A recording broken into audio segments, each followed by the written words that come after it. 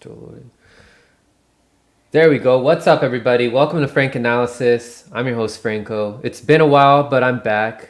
I'm here with my brothers, Shadow Band Refugee, Jack Sith, and Marcus Cage. We're here to have a deep conversation about some of the topics you see listed there in the title.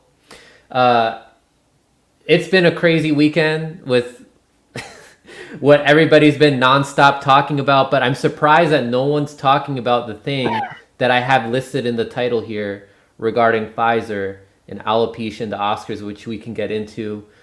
But real quick, guys, what are the chances that you think you'll hear a stadium full of people chanting, "Ro Khanna, Ro Khanna, Ro Khanna"? I mean, in my Never in a million years, all right? the time. What are the chances of that happening? I see we're starting off with comedy, huh? Kaka. I give it 2 out of 2 or 1 out of 2 Nancy Pelosi fridges. Oh goodness. Wow. I mean, that goodness. Unless there is a metaverse like digital algorithm, since he's in Silicon Valley anyway. I mean, if it's digital and it's completely fabricated, then yes. Like, here's what I found.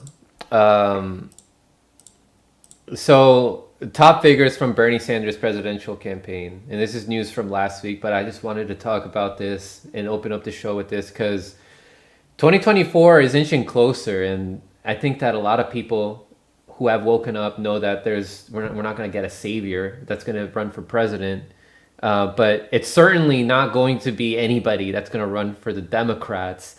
They don't have anybody like Bernie Sanders anymore. People, like, you can't go back to that. People have evolved beyond that now. People see through the facade of quote unquote progressives that run as Democrats. So this is going to be a big failure.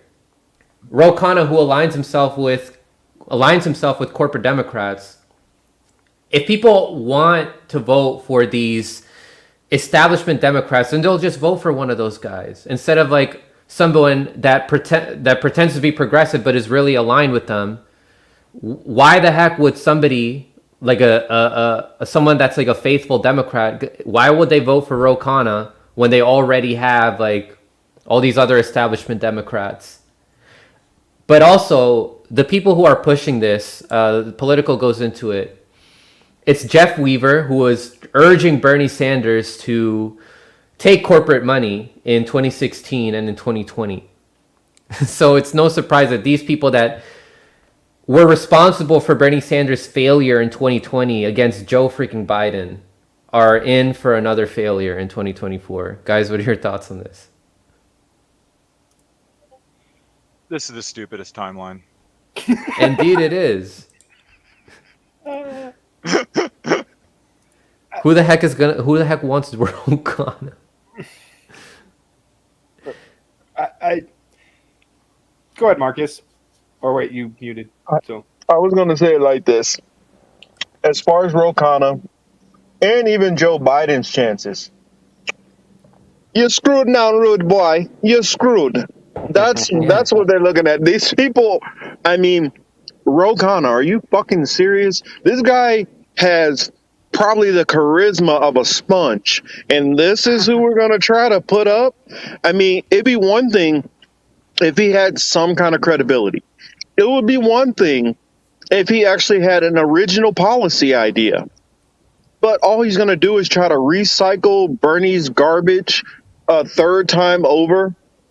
That's what they're going to do, just swap out the messenger and think that that's going to make a difference when everybody knows this is Mr. Silicon Valley himself. And then you go into how he's been doubling back on his own statements, which just came out, recently about the whole Ukraine stuff. I mean, I don't get it's the same with people who I see who are saying, Bernie, 2024. I'm like, are you people not getting it? Do you guys not? I mean, at this point, I don't know.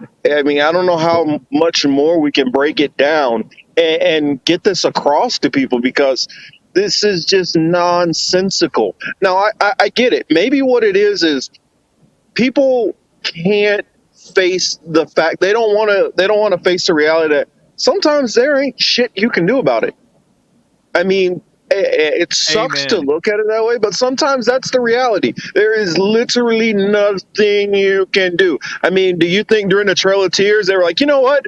I mean, if we just got a couple of arrows and then a couple more horses, we can take on these colonizers and then get our land back. There wasn't a damn thing they can do, just like there's not a damn thing any of these leftists can do. I mean, Ro Khanna, give me a break. Here, go on ahead, Shadow.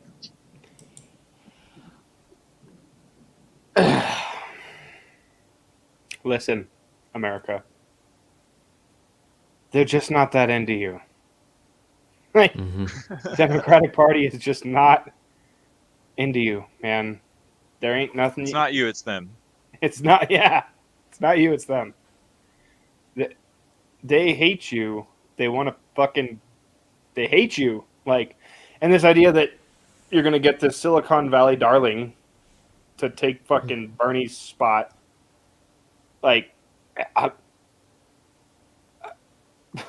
That's the thing. He's even more establishment than Bernie, right? Yeah, fuck yeah, he is, dude. And like,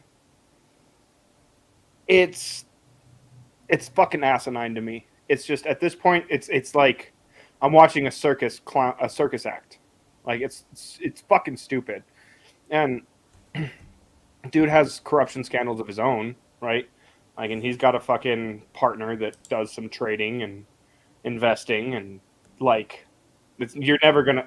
There's a couple layers of corruption to it, so it's a little bit harder to find.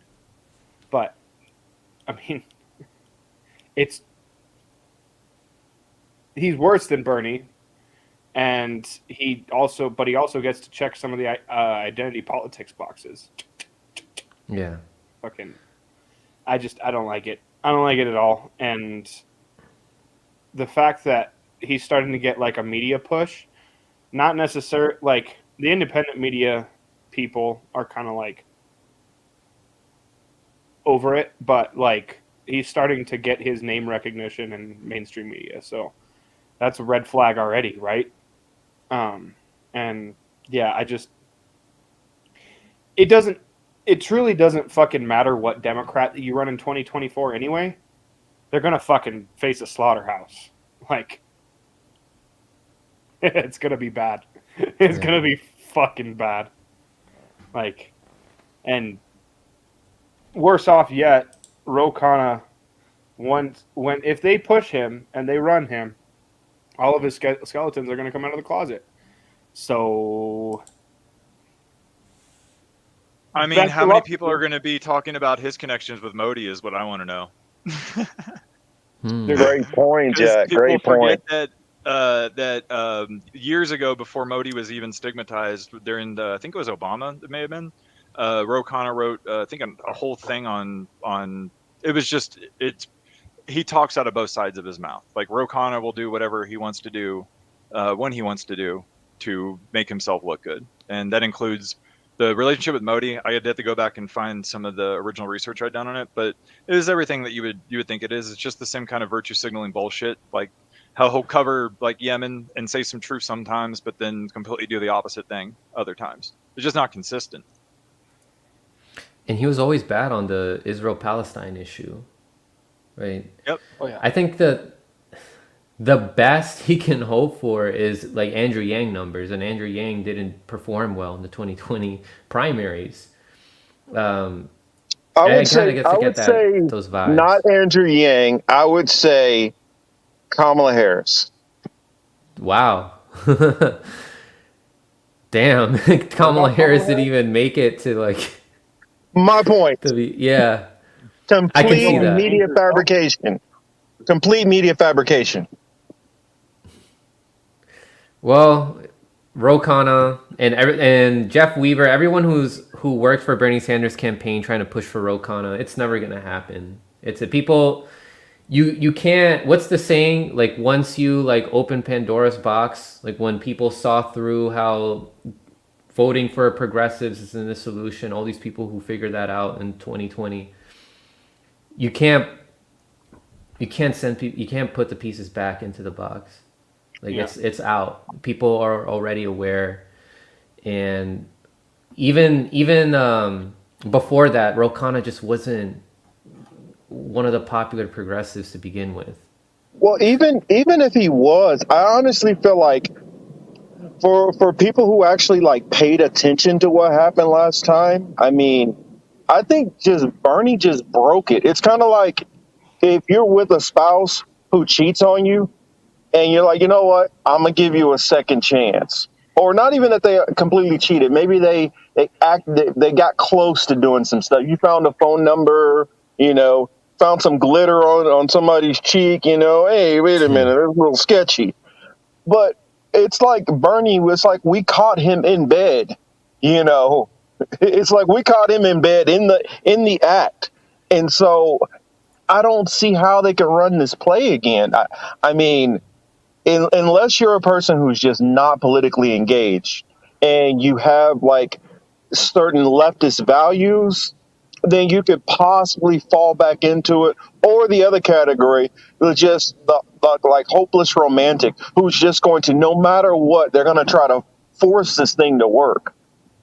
Yeah. Well, I think that's kind of the play, though, right? Like, if you're politically engaged, you know it's all full of horse cock, right? But if you're just hearing a fucking political platform that promises all that in a bag of chips, I like good things and I'm for bad things, and also I'm a person of color. Like, you might be able to get some of the Gen Z voters on board, right? And some of the I don't think even them. millennials. I don't even think some of them. Because I think a lot of them are like tired of this system too. And I'd especially say definitely not black voters, because a lot of people just think, oh, well, person of color, all people of color are just gonna no. The as far as like the whole Bernie move, I mean, he did have a contingent of black voters, but I really think it's kind of like this. And I'm speaking as a former, so-called black Bernie supporter. Once you burn us a good time and we really see it, regaining that trust is a motherfucker. I do want to give a shout out to Robbie Yeager's work and what he's done in exposing Ro Khanna and his partner and how they benefit off of the weapons manufacturing companies, big tech, etc. So he's just one of the others, one of the other corporate Democrat shills. Like, I don't even know why we call them corporate Democrats anymore. They're just fucking Democrats. At this point, right? True.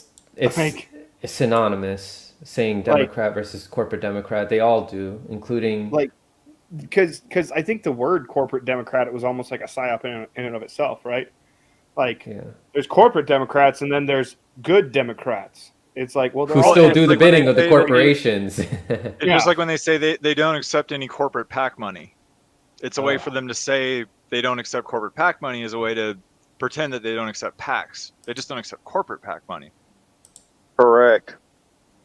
I forgot also, a lot of these people, they still think AOC.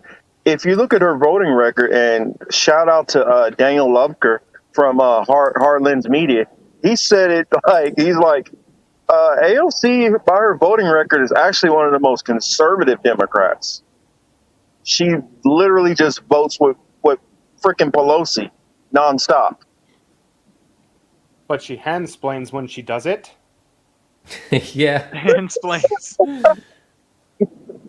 Oh. Yeah, the whole ass fucking. As long as it's the right one, as long as it's a good one this time, guys, we really got this. Just vote harder. I mean, there's a lot of fucking people that are going to buy that because they think that voting occurs every 4 years and we have a chance to fucking change the world. But also, I mean, Ro Khanna is going to be like the sheepdog, right? Because Bernie's fucking old as bricks and is going to fucking keel over any second. And think about who the Republicans are running. They're going to fucking trot out some fucking person like Kamala and say, you got to vote against the Republicans, you got to vote against DeSantis, or you got to vote against Trump. You know, like the whole thing. It's fun. I think it's dumb. Like It always ends how it will, with the lesser two evils. Yeah. like yeah, and Fallacy. people forget that's still an evil, right? Exactly. So I want to talk about this next topic here, which we're not going to dive into too much of what everybody else has already said about the thing that everyone's been talking about of what happened in the weekend at the Oscars. I want to talk about something that people aren't talking about, the sponsorship. Is there some weird coincidence happening with that? But before we do that, I just thought this was hilarious here. And I wanted to get your thoughts before I dive into the Pfizer stuff. Wait, can you hear that? Let me put the volume up a little more. It's probably the...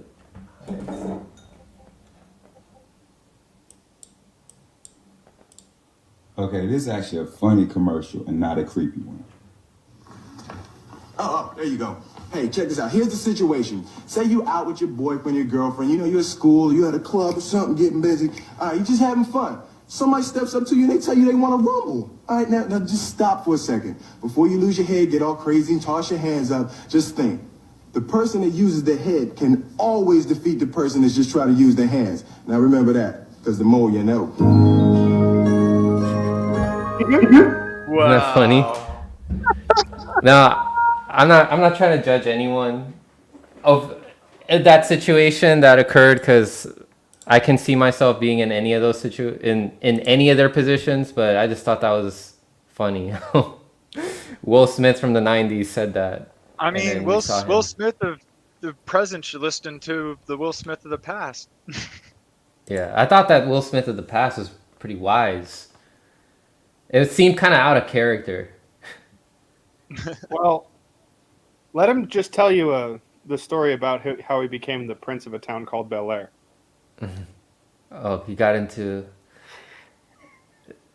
How does this song go? He got in one little fight. All Yeah, about one little how fight. my life got turned upside down. I mean, what I would say about it, and I'm not sure what some of the other people have said, but one thing that I feel should be definitely said is, if it would have been Tom Cruise up there, he wouldn't have got his ass up there and slapped him. I guarantee you that much.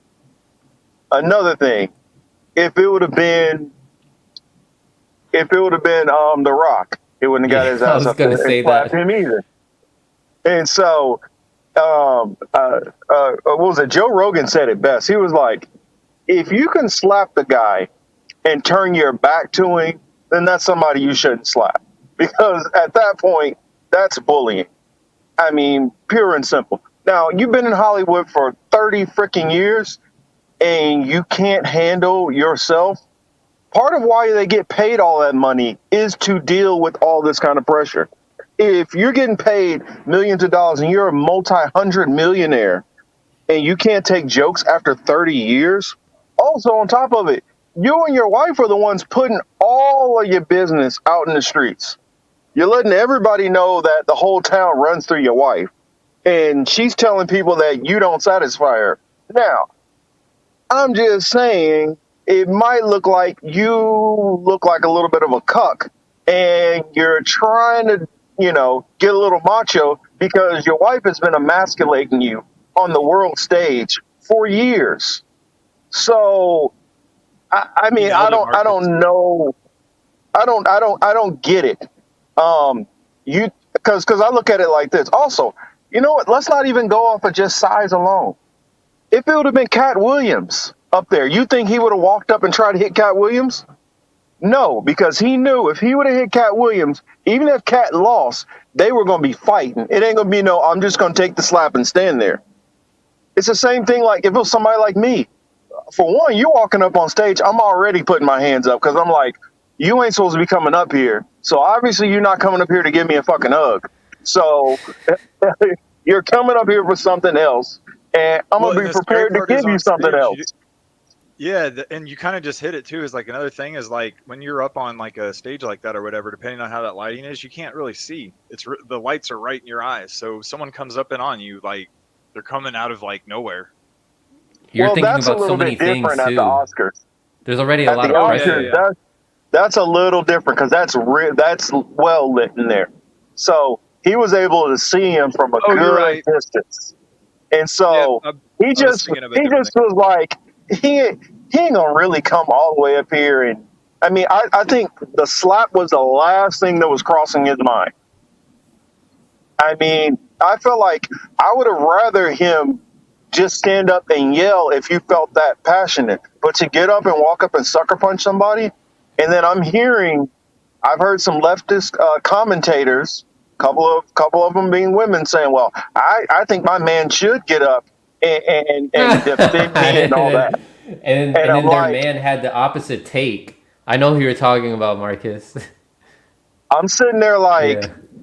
okay, so this is the precedent y'all want to set. I mean, this is why I've been saying for a while, you can't even do comedy anymore because we are in a world full of sensitive, weak ass people.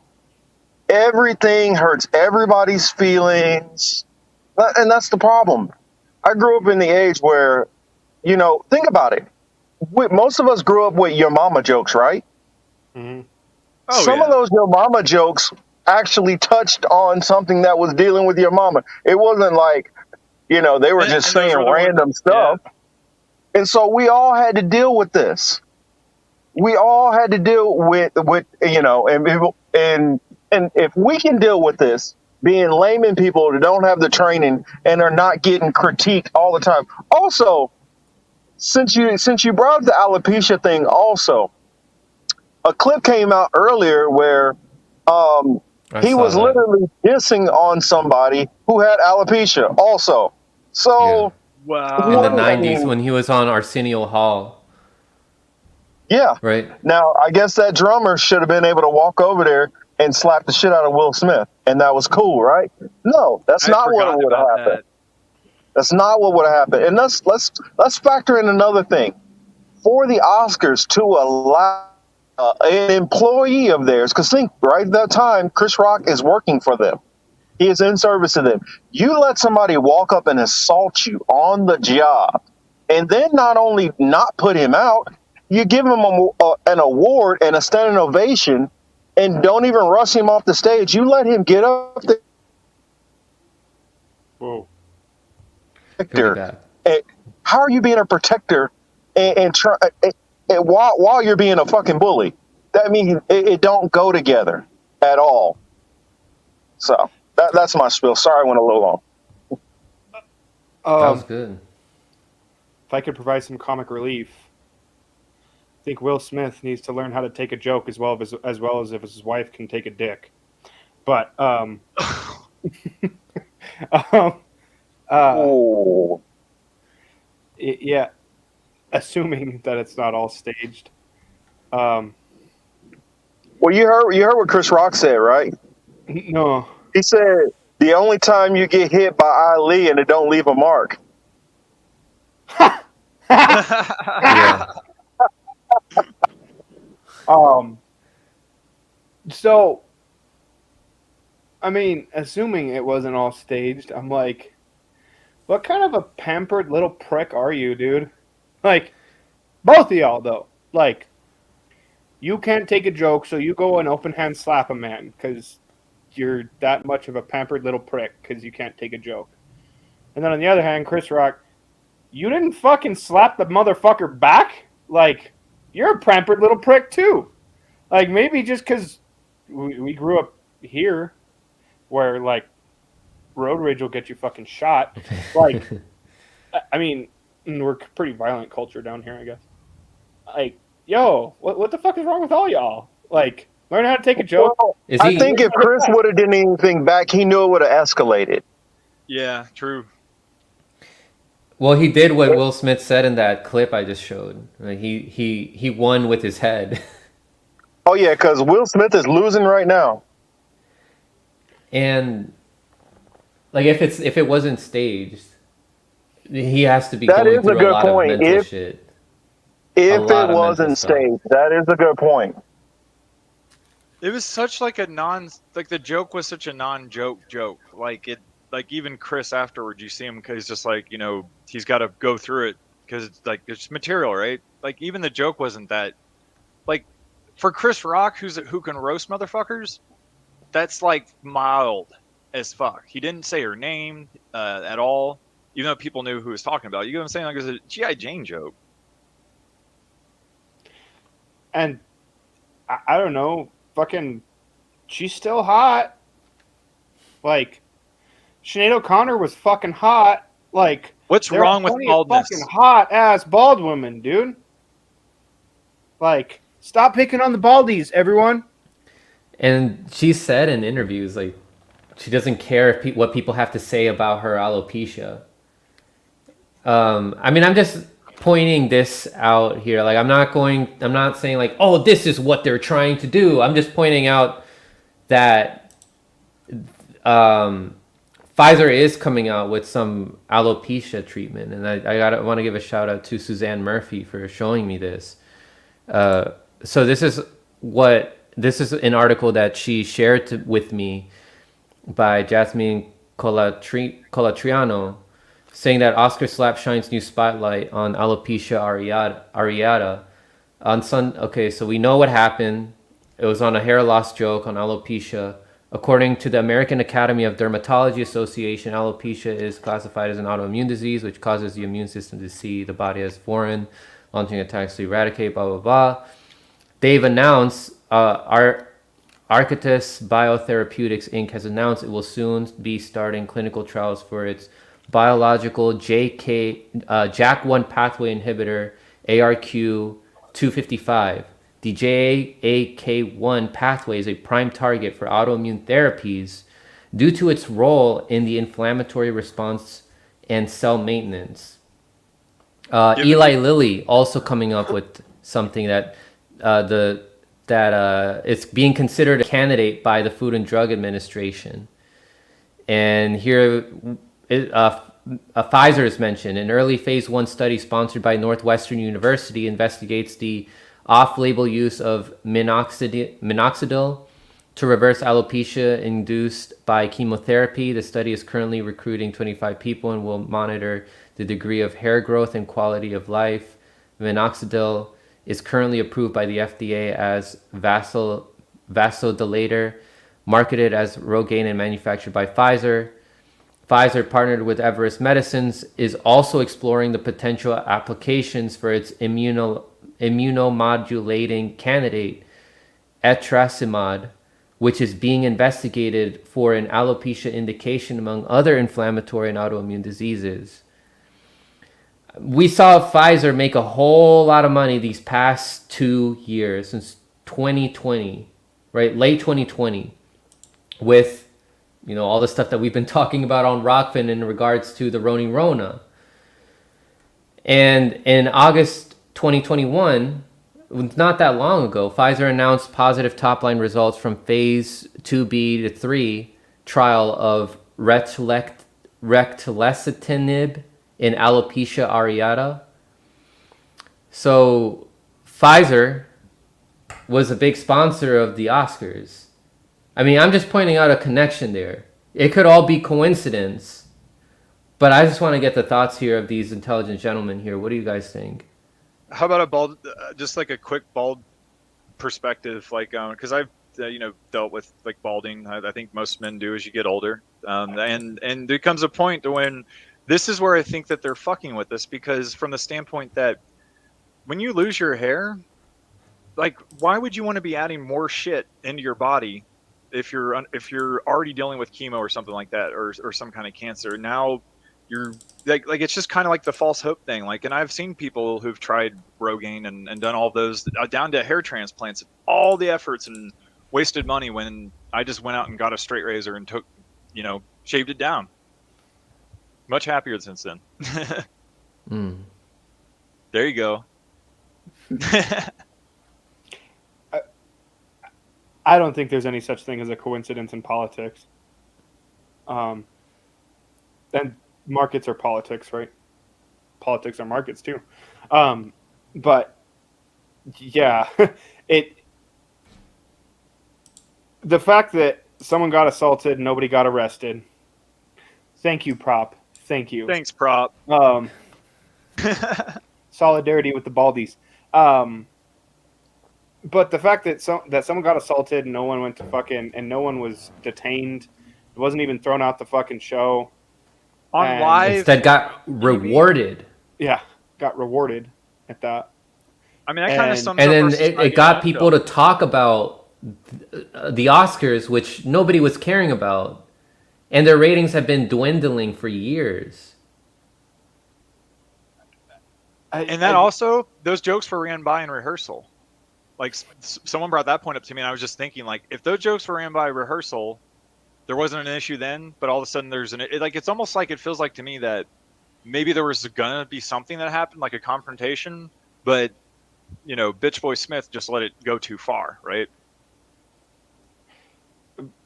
Or they both did. I don't know. I think the sheer shock value and scope of it, of someone just got fucking nailed in the fucking face on live television, and think about fucking what Chris Rock said right after he got fucking bitch slapped. This is the greatest moment in the history of all television. Yeah, I know. How would he know that in that moment, right? I'm like, okay, dude.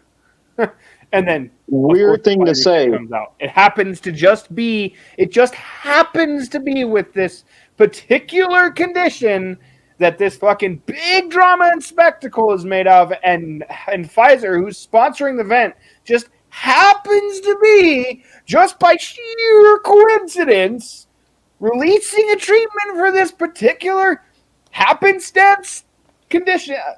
Come on. You deranged coincidence theorist. Way too coincidental.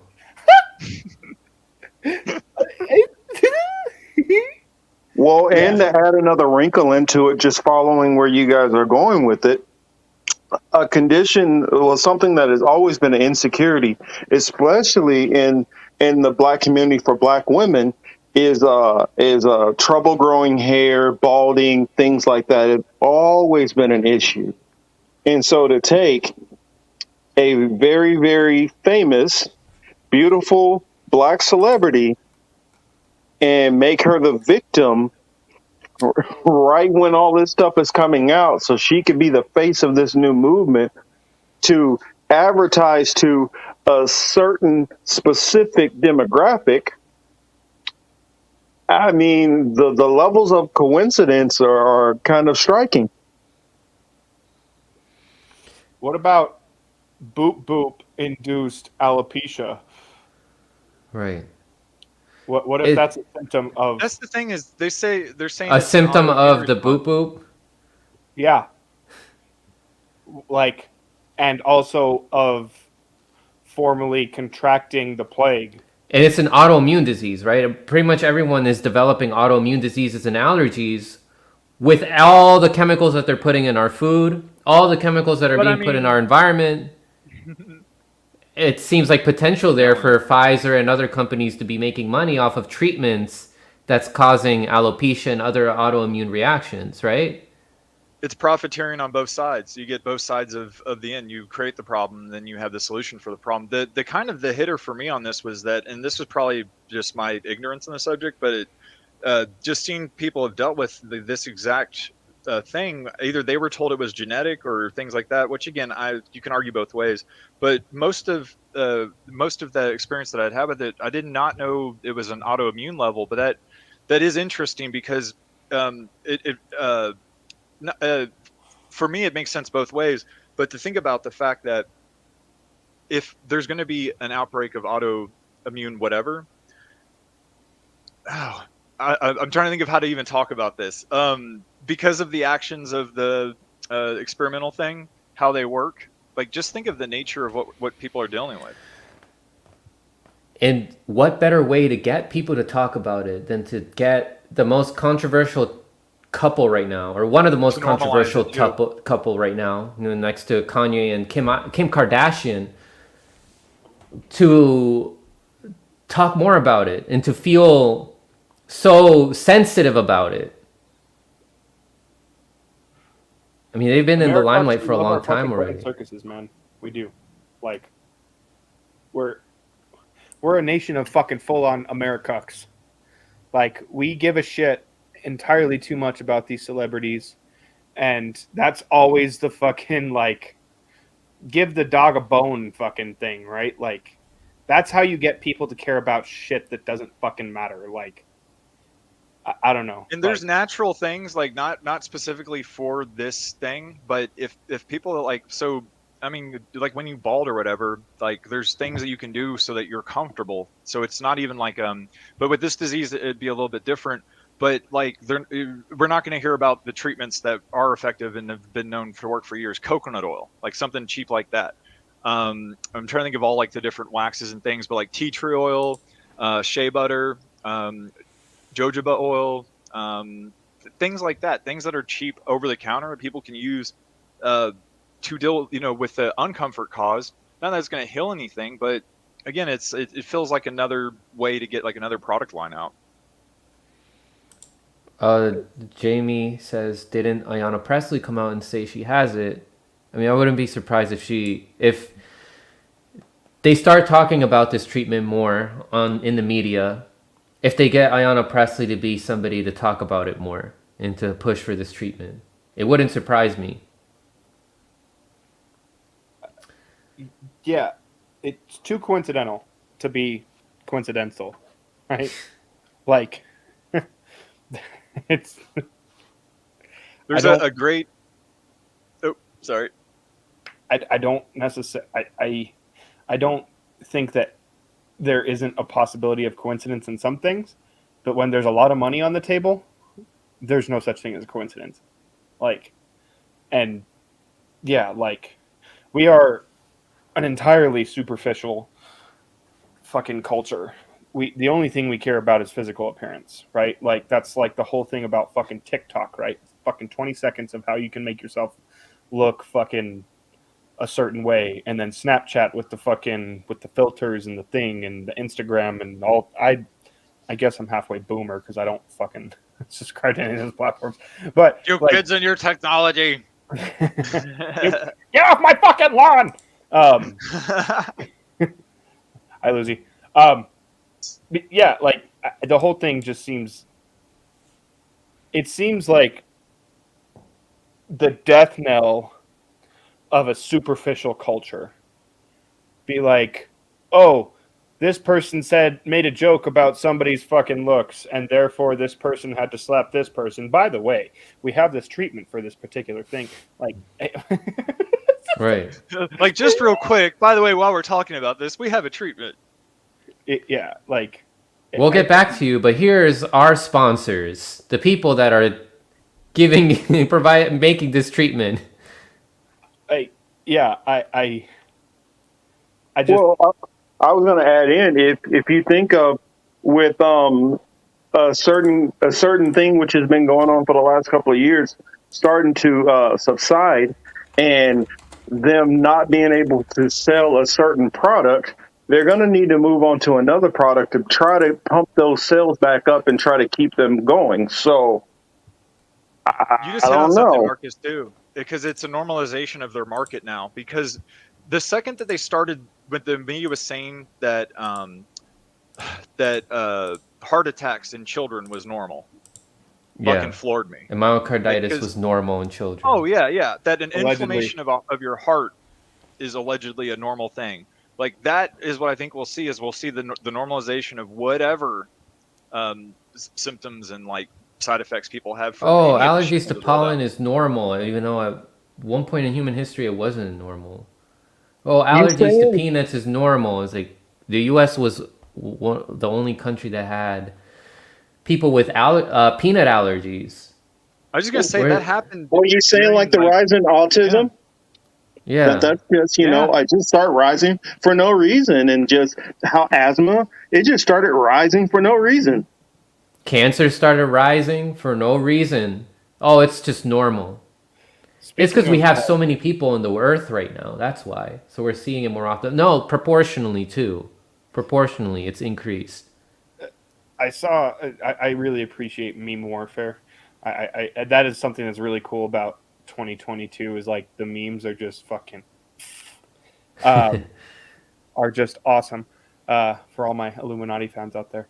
But I saw basically a juxtaposition about how they finally started to find microplastics in human blood and DNA, and how now we fucking talk mad shit about the Romans for using fucking plumbar or lead to serve water to their people, right? Like in fucking 2,000 years, are people going to be like, look at these stupid bastards fucking ingesting fucking plastic and shit? We're and not like, yeah, that many like, generations away from kids playing with mercury. yeah. And that's kind of like, and that also fits into the healthcare conversation, right? Because we're all fucking fat, sick, nearly dead. To plug somebody else's fucking documentary that I fucking don't remember who made it or what platform it's on. But we're all fucking sick and our bodies aren't fucking doing so well. And now they're going to come out with this. He'll be back. He'll be back. He's getting his camera set up. Yeah. But now we're able to fucking get healthcare for all these symptoms that were caused by the same people that are going to give you healthcare. Like, get the fuck out of here. Like, I used to be one of the biggest fucking cheerleaders on the fucking planet for universal healthcare. Now I couldn't give a fuck less because you don't want the people that made you sick in charge. And that's the thing is, like, single payer would work in a system that would allow it to work. We don't have a system that I think will allow it to work, because I've been for single payer since the concept was explained to me, because it just fucking makes sense. If we were a healthy society, we would want to make and ensure that everyone was healthy. And this is what really tipped it off to me. The proactive care on almost all health insurance plans that I've been looking at is not there. Meaning, like, I'm having friends and family that are being charged for mammograms, for things that are supposed to be the very definition of preventative care. And it's nuts. They want you sick so they can charge you more money to fix you. Yeah. And whether that comes in the form of taxation for your fucking universal health care or that comes in the form of fucking private insurance, makes no fucking difference. They're the ones that fucking cause the fucking problems in the fucking first place. And they're all benefiting from this. The chemical industry, the food industry, the banks, because people need loans like from insurance and everything, right? They're making bank off of this. Yeah, I mean, it's inhumane. And we can talk about this later, towards the end. But this is why I said on Twitter recently that we're still in the dark ages. If we're allowing people to benefit off of human suffering this much, we're not a very conscious society. And we have people that are allowing this to happen, that are allowing themselves to be distracted. Yeah, I'm like, we're such a cucked society, man. Like, we really are. And we fall for it pretty fucking substantially every time. Like, and the more as time goes on and, like, I start to view things through the lens that there are just bad guys on the other end of the fucking tube, like, the more I just start to despise the idea of, like, majority rule of anything. Because look at the majority right now. What are they focused on? They're focused on, did fucking Will Smith have the right to fucking slap fucking Chris Rock? They're focused on, just get your fucking jab so we can all get back to normal.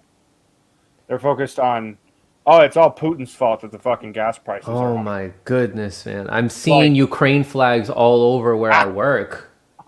It's the most mindless thing to do, to put a Ukraine flag on your freaking car, outside your office window, outside your house. How soon before we see, like, Azov fuckface or Banderite fascist fucking battalion flags on the sides of fucking cars because the media told them that they're not Nazis because Zelensky. They can't name a single country from Ukraine. They don't even know about the situation. They don't know Donetsk, Luhansk, the breakaway republics, the history and the shelling since 2014, the Maidan coup, over almost 12 to 14,000 people dead.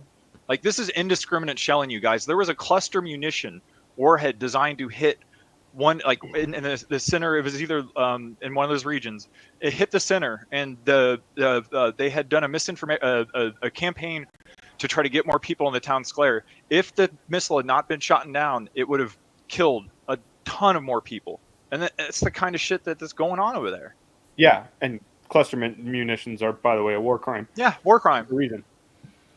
But yeah, dude, like, this is what the majority is focused on. So do you really want, like, I can do that.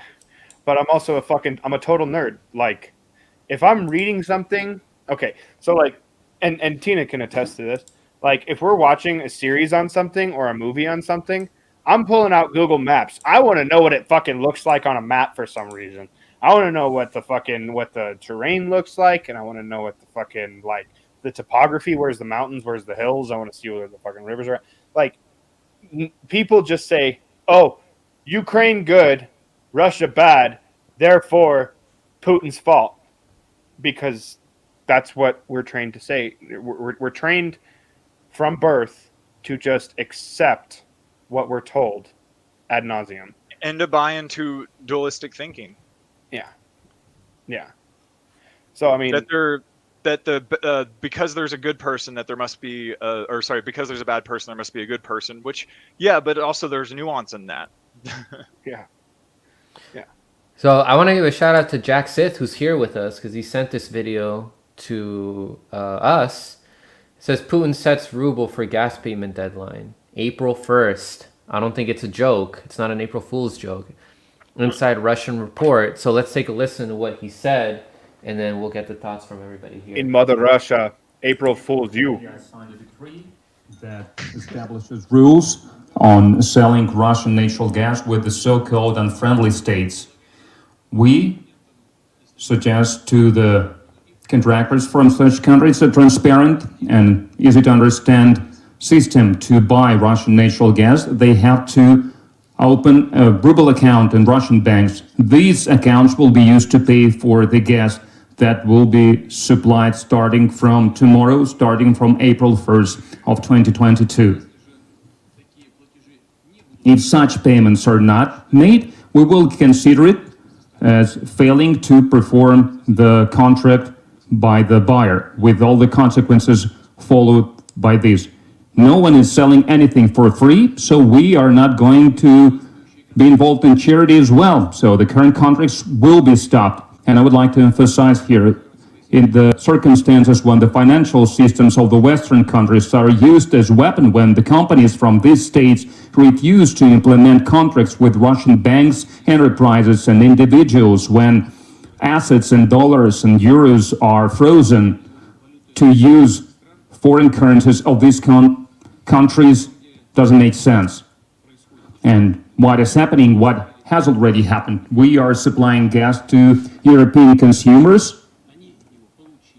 They are receiving gas, they pay in euro, then they freeze this payment themselves.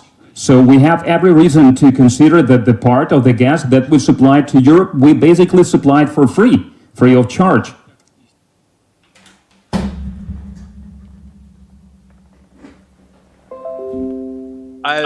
And that speaks to a world reserve currency. And if someone can point me to a historical time when this has happened, but I do not know of any recorded empire that has ever disallowed another nation, even during the heights of war, to not use or pay in that.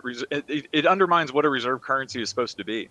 So, I mean, right there, that's pretty insane, because that kind of thing happens. It's pretty much almost like the reversal of Bretton Woods. Well, in my mind, I think it's just the introduction of a new paradigm. Yeah. Right? Because all currency is going digital anyway, right? Yeah. And I would like to remind everyone that in that video, there's the Russian flag that's on the left. And on the right, that flag is the imperial seal of Russia. I didn't make that word up. Right here, this one. Yeah, the Yep. one with the fucking eagle's arm. It's the two-headed eagle. That is And the like the imperial seal crown. of Russia. With like the cross. Yes, yes.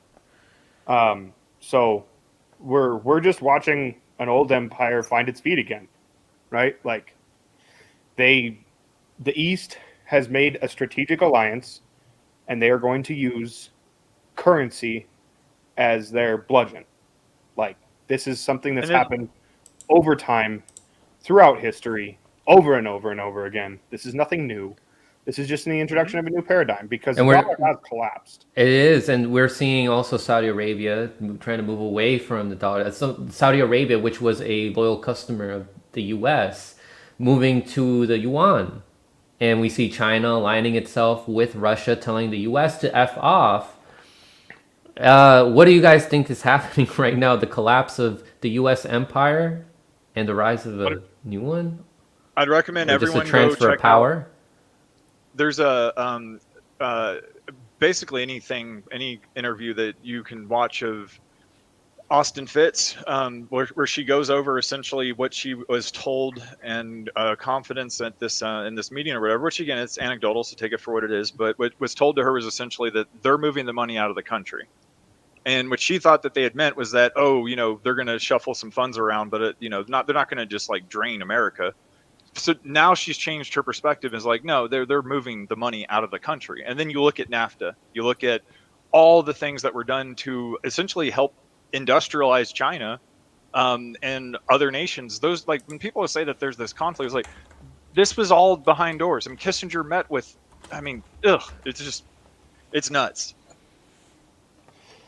Yeah, like, and I've brought this up on a few streams, but like capitalism as defined by Adam Smith is not correct. Capitalism as defined by Marx is incorrect as well.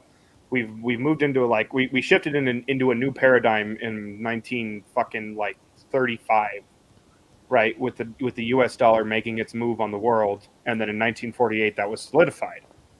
But something they can't get away from is 80-year debt cycles. Well, right? don't forget the next paradigm when we start shifting when we went off the gold standard. Right. And Marcus, another point on that is that there's rumor that Russia could be doing what's called gold pegging, where they would peg the ruble to gold, meaning that if That's you what they're it's like doing. 5,000 rubles, yeah, if you had like 5,000 rubles, you would be entitled to a certain amount of a 400-ounce gold bar. Anyone in the world, like if you hold that currency, it essentially they would be unfucking what we fucked up with our monetary policy.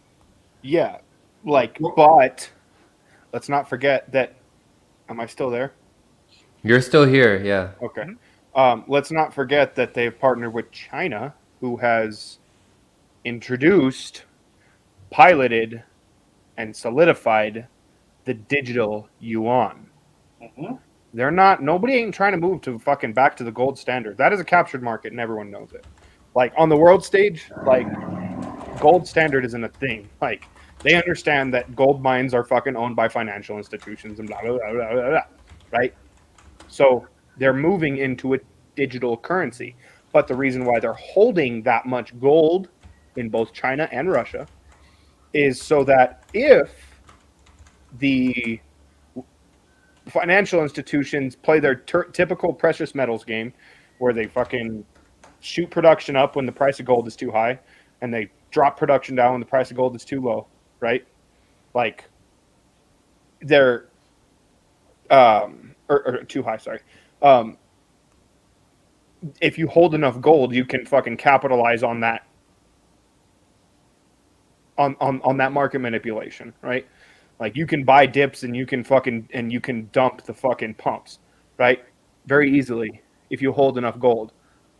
But since they have that market statistic, I guess for lack of a better term, since they have that on lock already, they're introducing their own, which is going to be programmable digital currency, which will replace the US petrodollar. But because there's just no other way around it.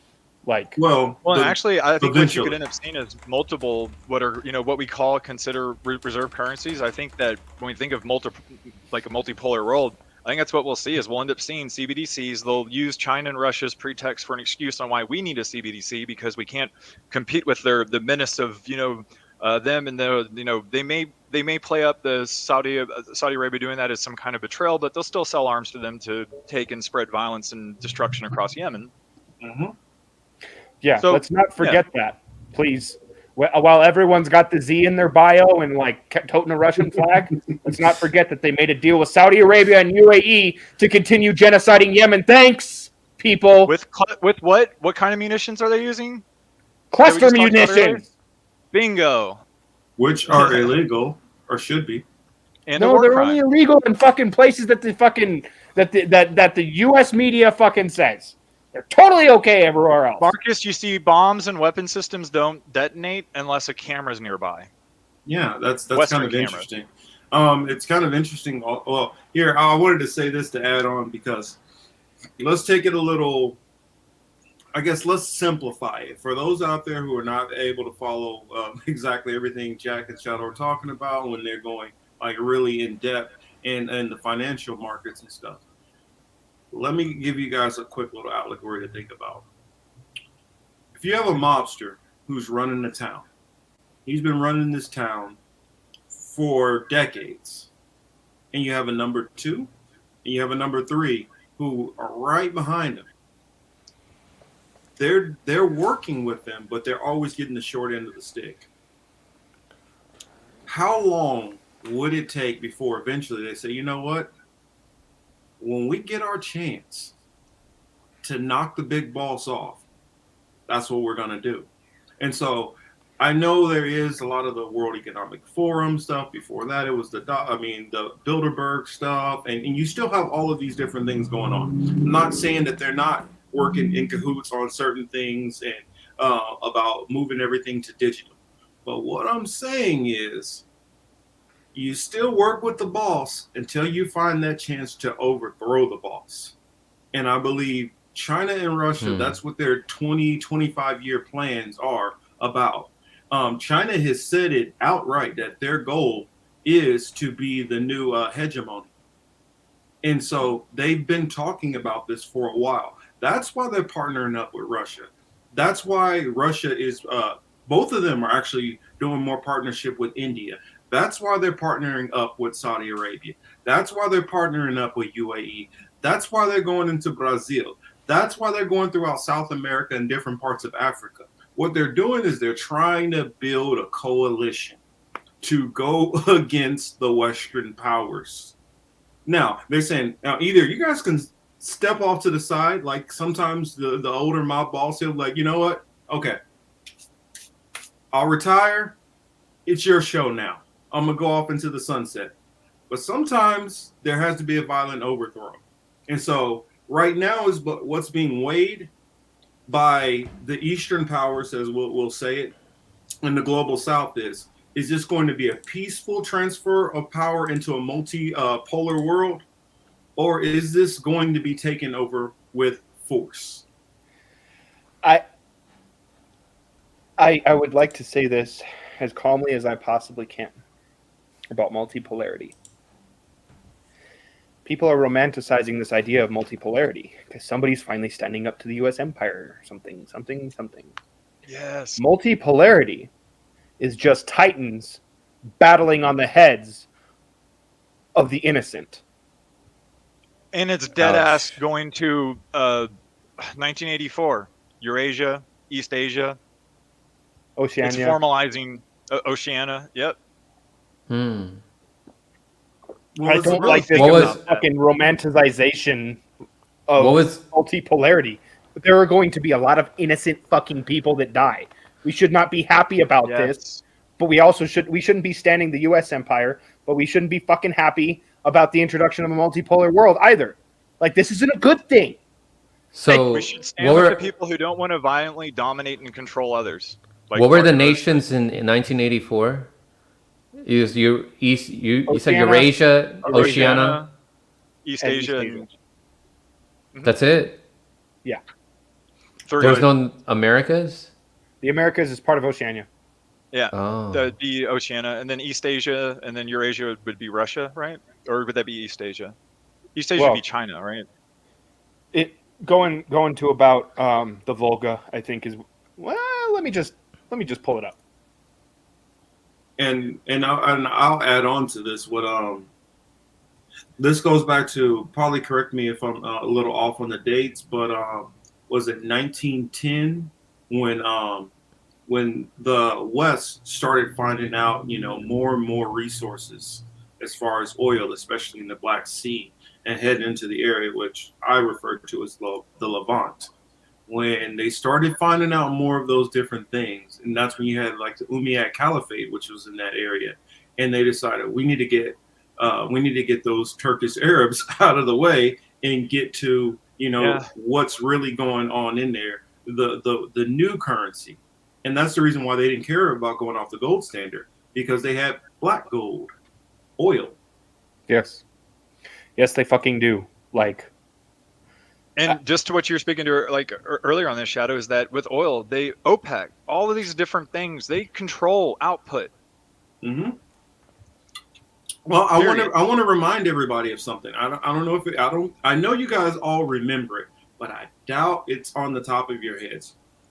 Do you guys remember when John Kerry made that strange statement about we need to go into the Antarctic?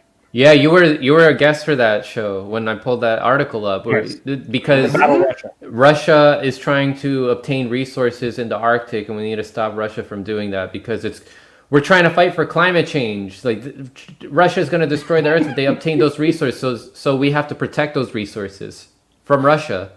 Mm-hmm. Oh, and can we also can I take a little victory lap here and say when I said, I don't know, back in August when I broke down that infrastructure bill and I said, hey, looks like the U.S. is trying to move in on the European gas market, I would particularly be looking at something that happens with Nord Stream 2.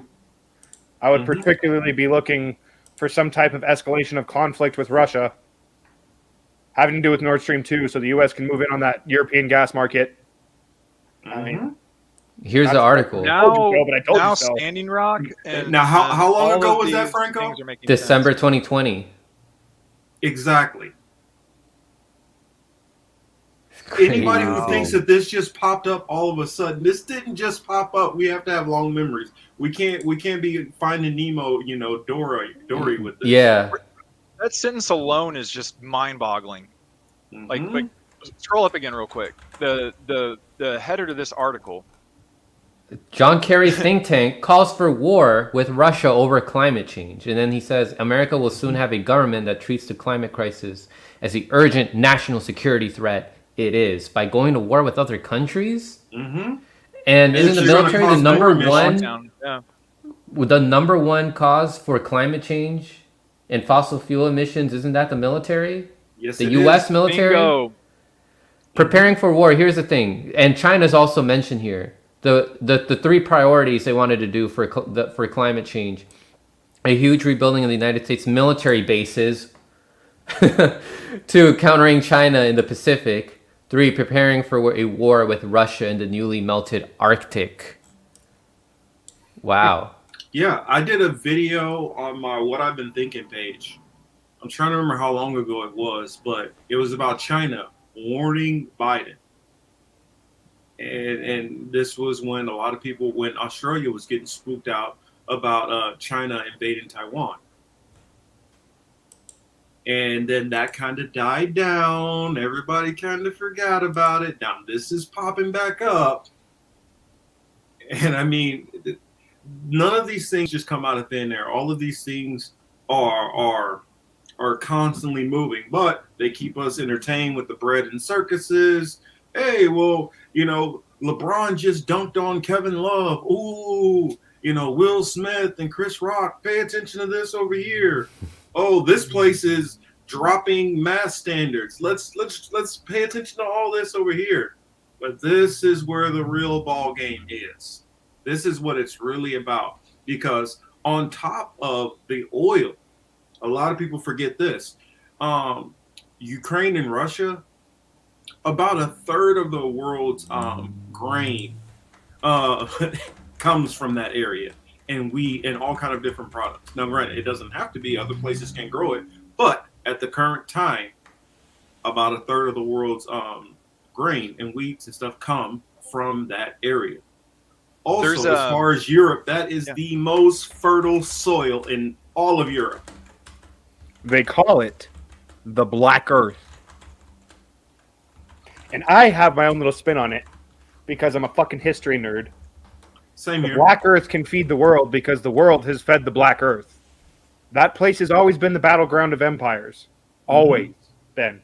And I've been working on an article on it, but like I kind of had some back issues, so sitting for very long has been kind of fucking me up. But I got this pretty cool new back brace, so I can get back to writing. But yeah, like, I mean, this is just one aspect of it, right? And then like now, like we're watching the digital currency come into play, shift away from the U.S. dollar, which was basically by its grave. It's also it's basically been a fucking digital currency, right? Since QE. Since 2008, where they're just like, yeah, you just fucking type a couple of fucking zeros on the end, and then there you go. I was just gonna say, like, when you really look at like exactly like what you're just saying, like, so QE or quantitative easing is just literally fictitious capital creation, like to the end, and they do that to you know, there's ways that they say that, you know, the moral of the story is that when you do QE, you're diluting the monetary supply. I think it's the M1 or M2. But the money printing now, I mean, the second they were able to get off the gold standard and do this digitally and have like just farts and unicorn dreams back the shit is when we started seeing even more of this. But that and the speculation, but also this is key. If you were to call in all the debts of the U.S. right now, they would be unpayable. Yep.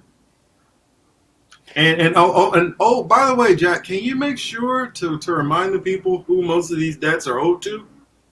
China,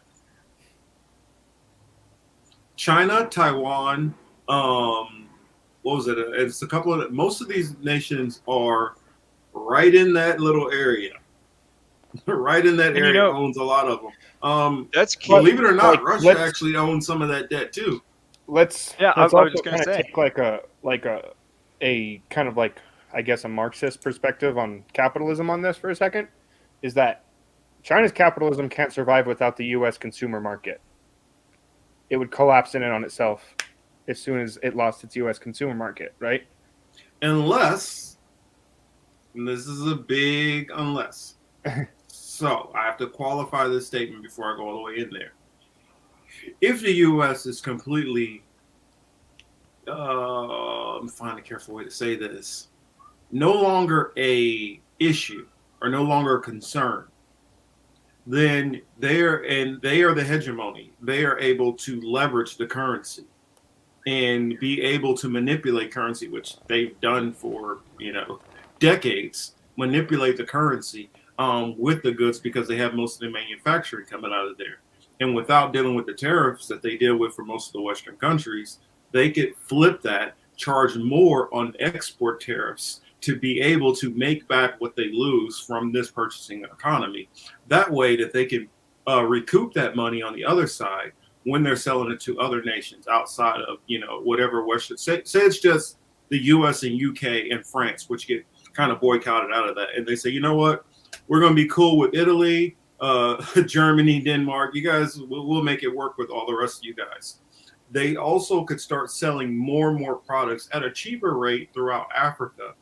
And because Africa is so massive, even if you cut and got, say, a tenth of what you get out of American consumers, you can recoup that back with all of those new markets. Right. Like this is a hunt for markets. Let's not forget that. Right. And then also the Russian aspect is, we could call them the Russian ruling class. We could call them the Russian bourgeoisie. Funny. But they do need to fucking expand their markets. They have to. That's how capitalism works. You have to expand and consume, or you get expanded into and consumed, right? So like, and like also with the 80-year debt cycle shit, right?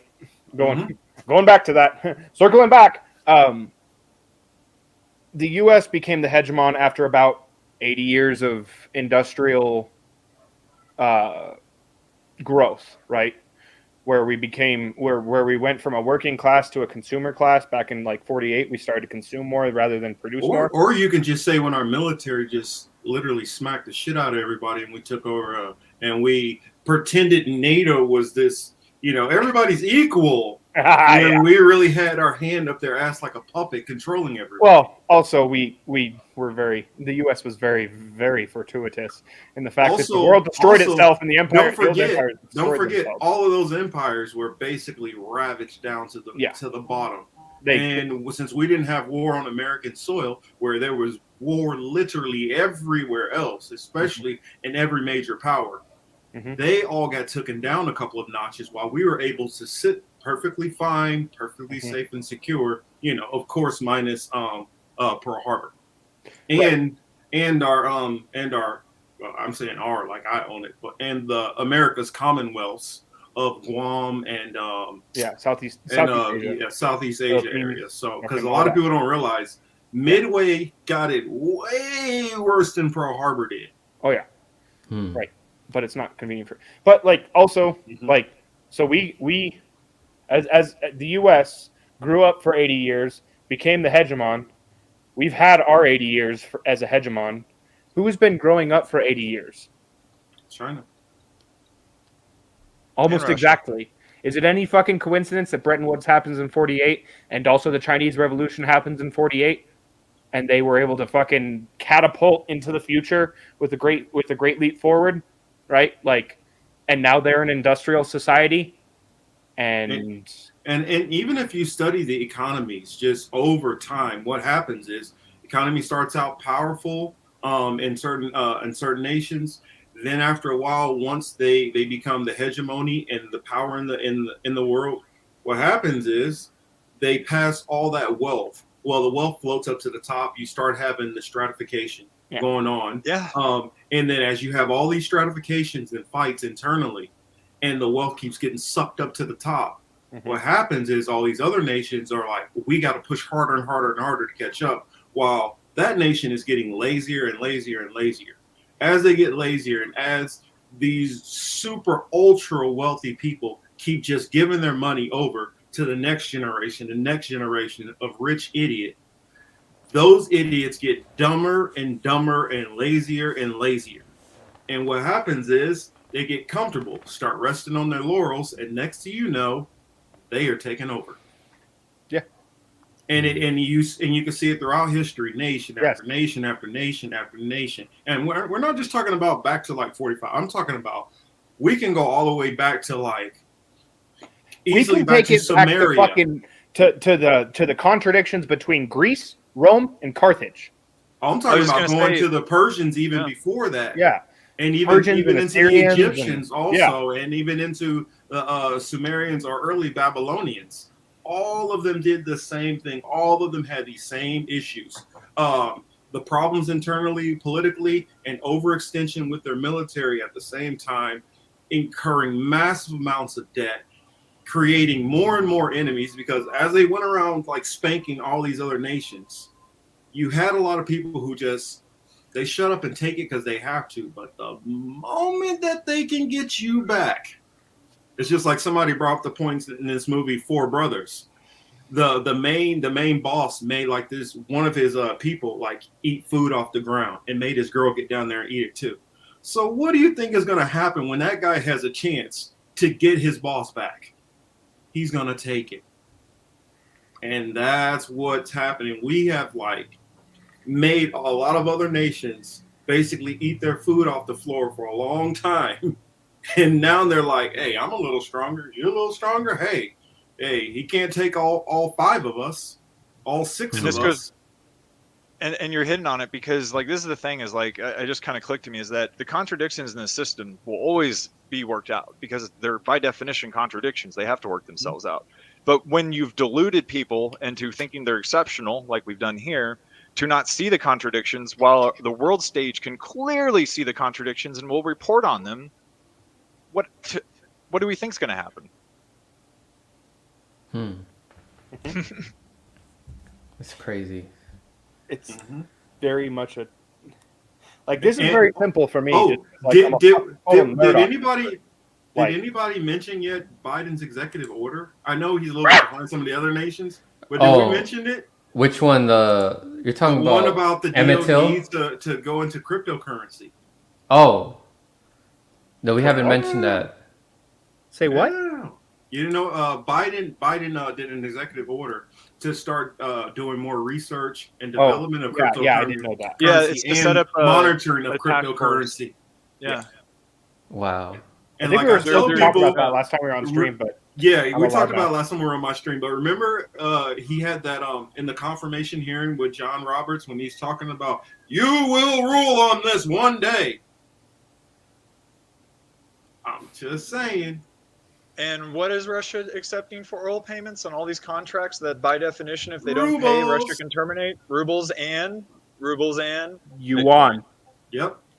well, and yeah, I mean, the essentially digital, but specifically interesting was Oh, that and crypto. it was, the fact that Bitcoin was stated, like they Mhm. picked a currency.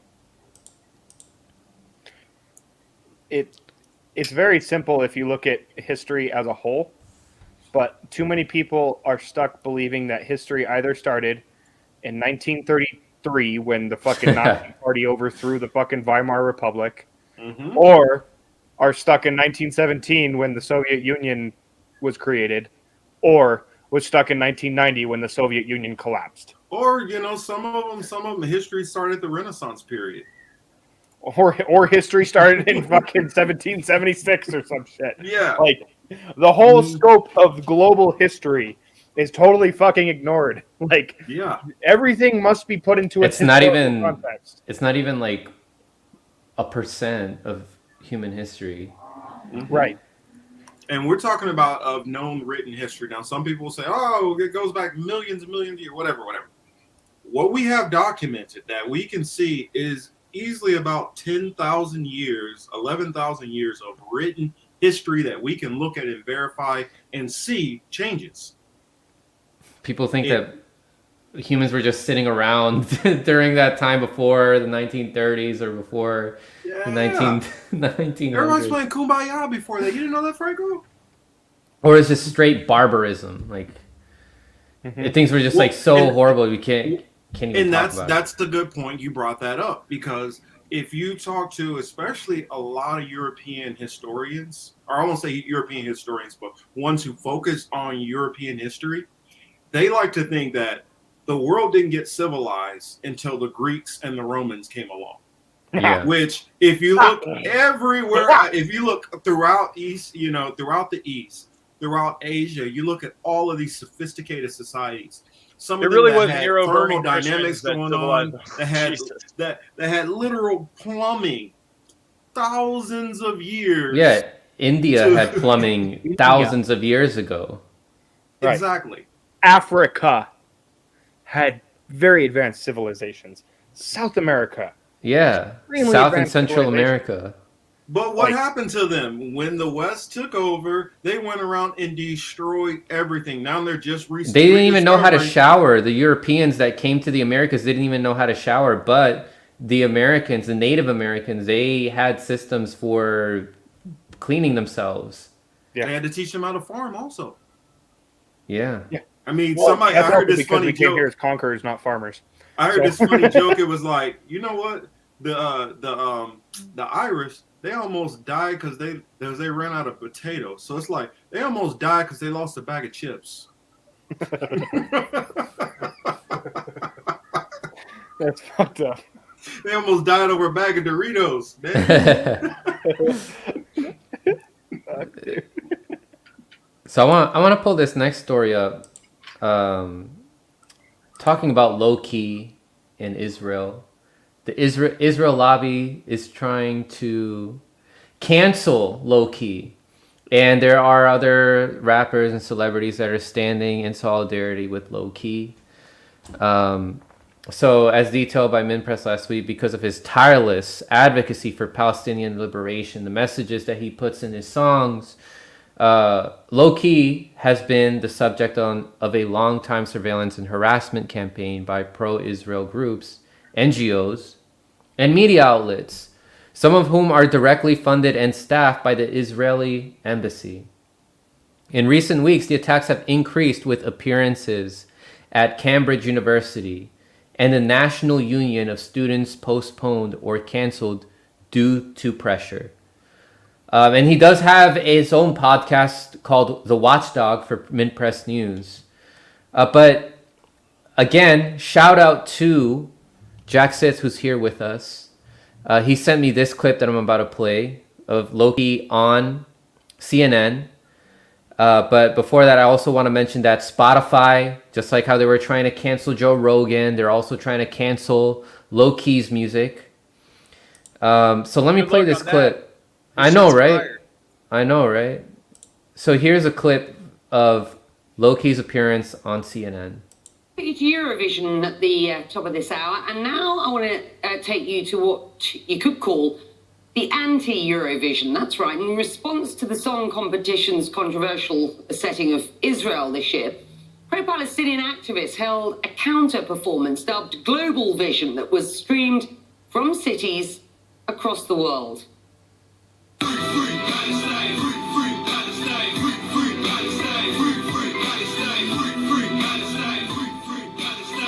That's one of the performers, British Iraqi rapper Loki, joining me now from London. Sir, why?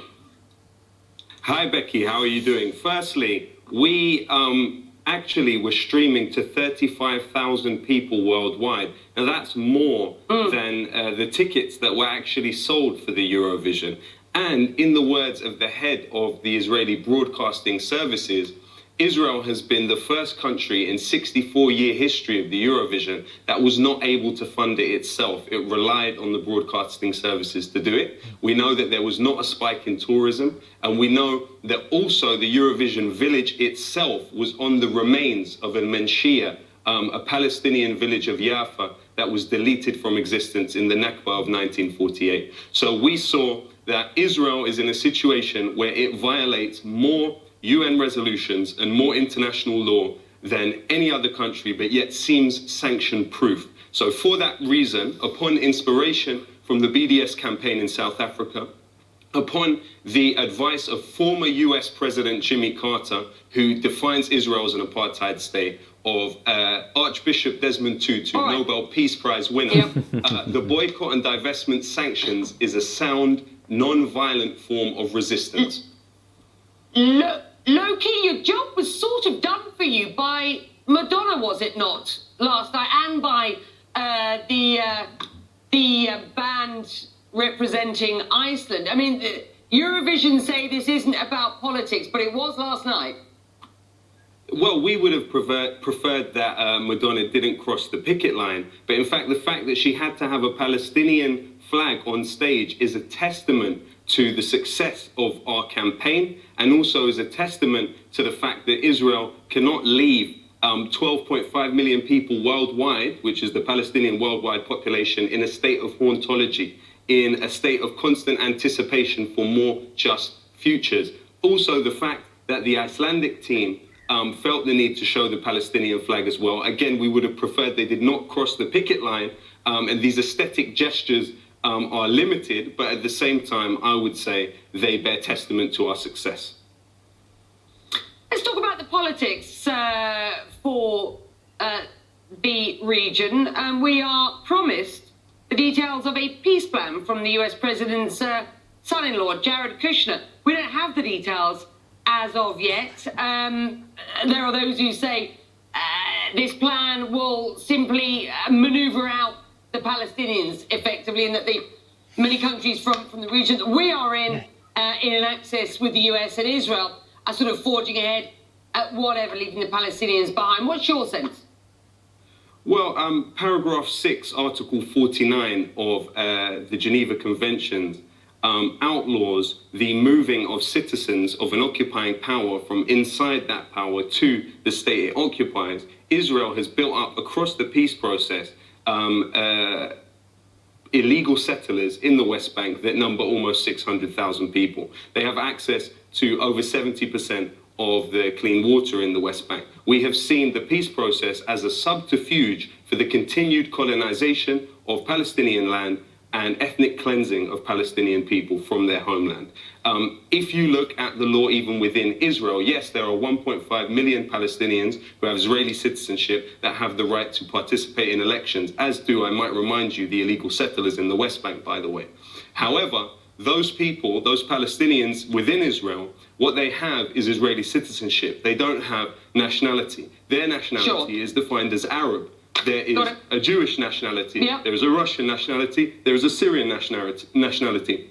Legal rights group Adala have identified over 50 laws within Israel that enshrine inequality between Jews and Arabs. Now, Ehud Barak said it clearly, Israel can either be non-democratic or it can be, it's either racism or democracy. And that's a clear choice for us. It's not a difference between Jews and Palestinians. It's a difference between those that believe in the equality of all and those that believe in the supremacy of some.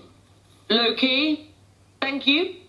Thank you very much. Your live streams, Haifa, Bethlehem, Dublin, as well as London last night, your view will be considered by some extremely controversial. They are your views. Good to have you on the show. I disagree. Thank you. Well, there's a lot going on this Yeah, hour. your views. There are just your views? Yeah. They are. Kick them out. Your views? She was like, "This is supposed to be a rapper. This dude knows shit." Oh yeah, she didn't like that, at all. Gotta say a shout out to my boy. He schooled her. Captain Ballard Lawson. What's up, Chris? But what up, Chris? I want to say, what up, Chris? I don't know if you guys have seen what I put, what I tweeted out on my Hebrew Apologetics Twitter. It's gonna be interesting tomorrow. That's what I'll say. Okay.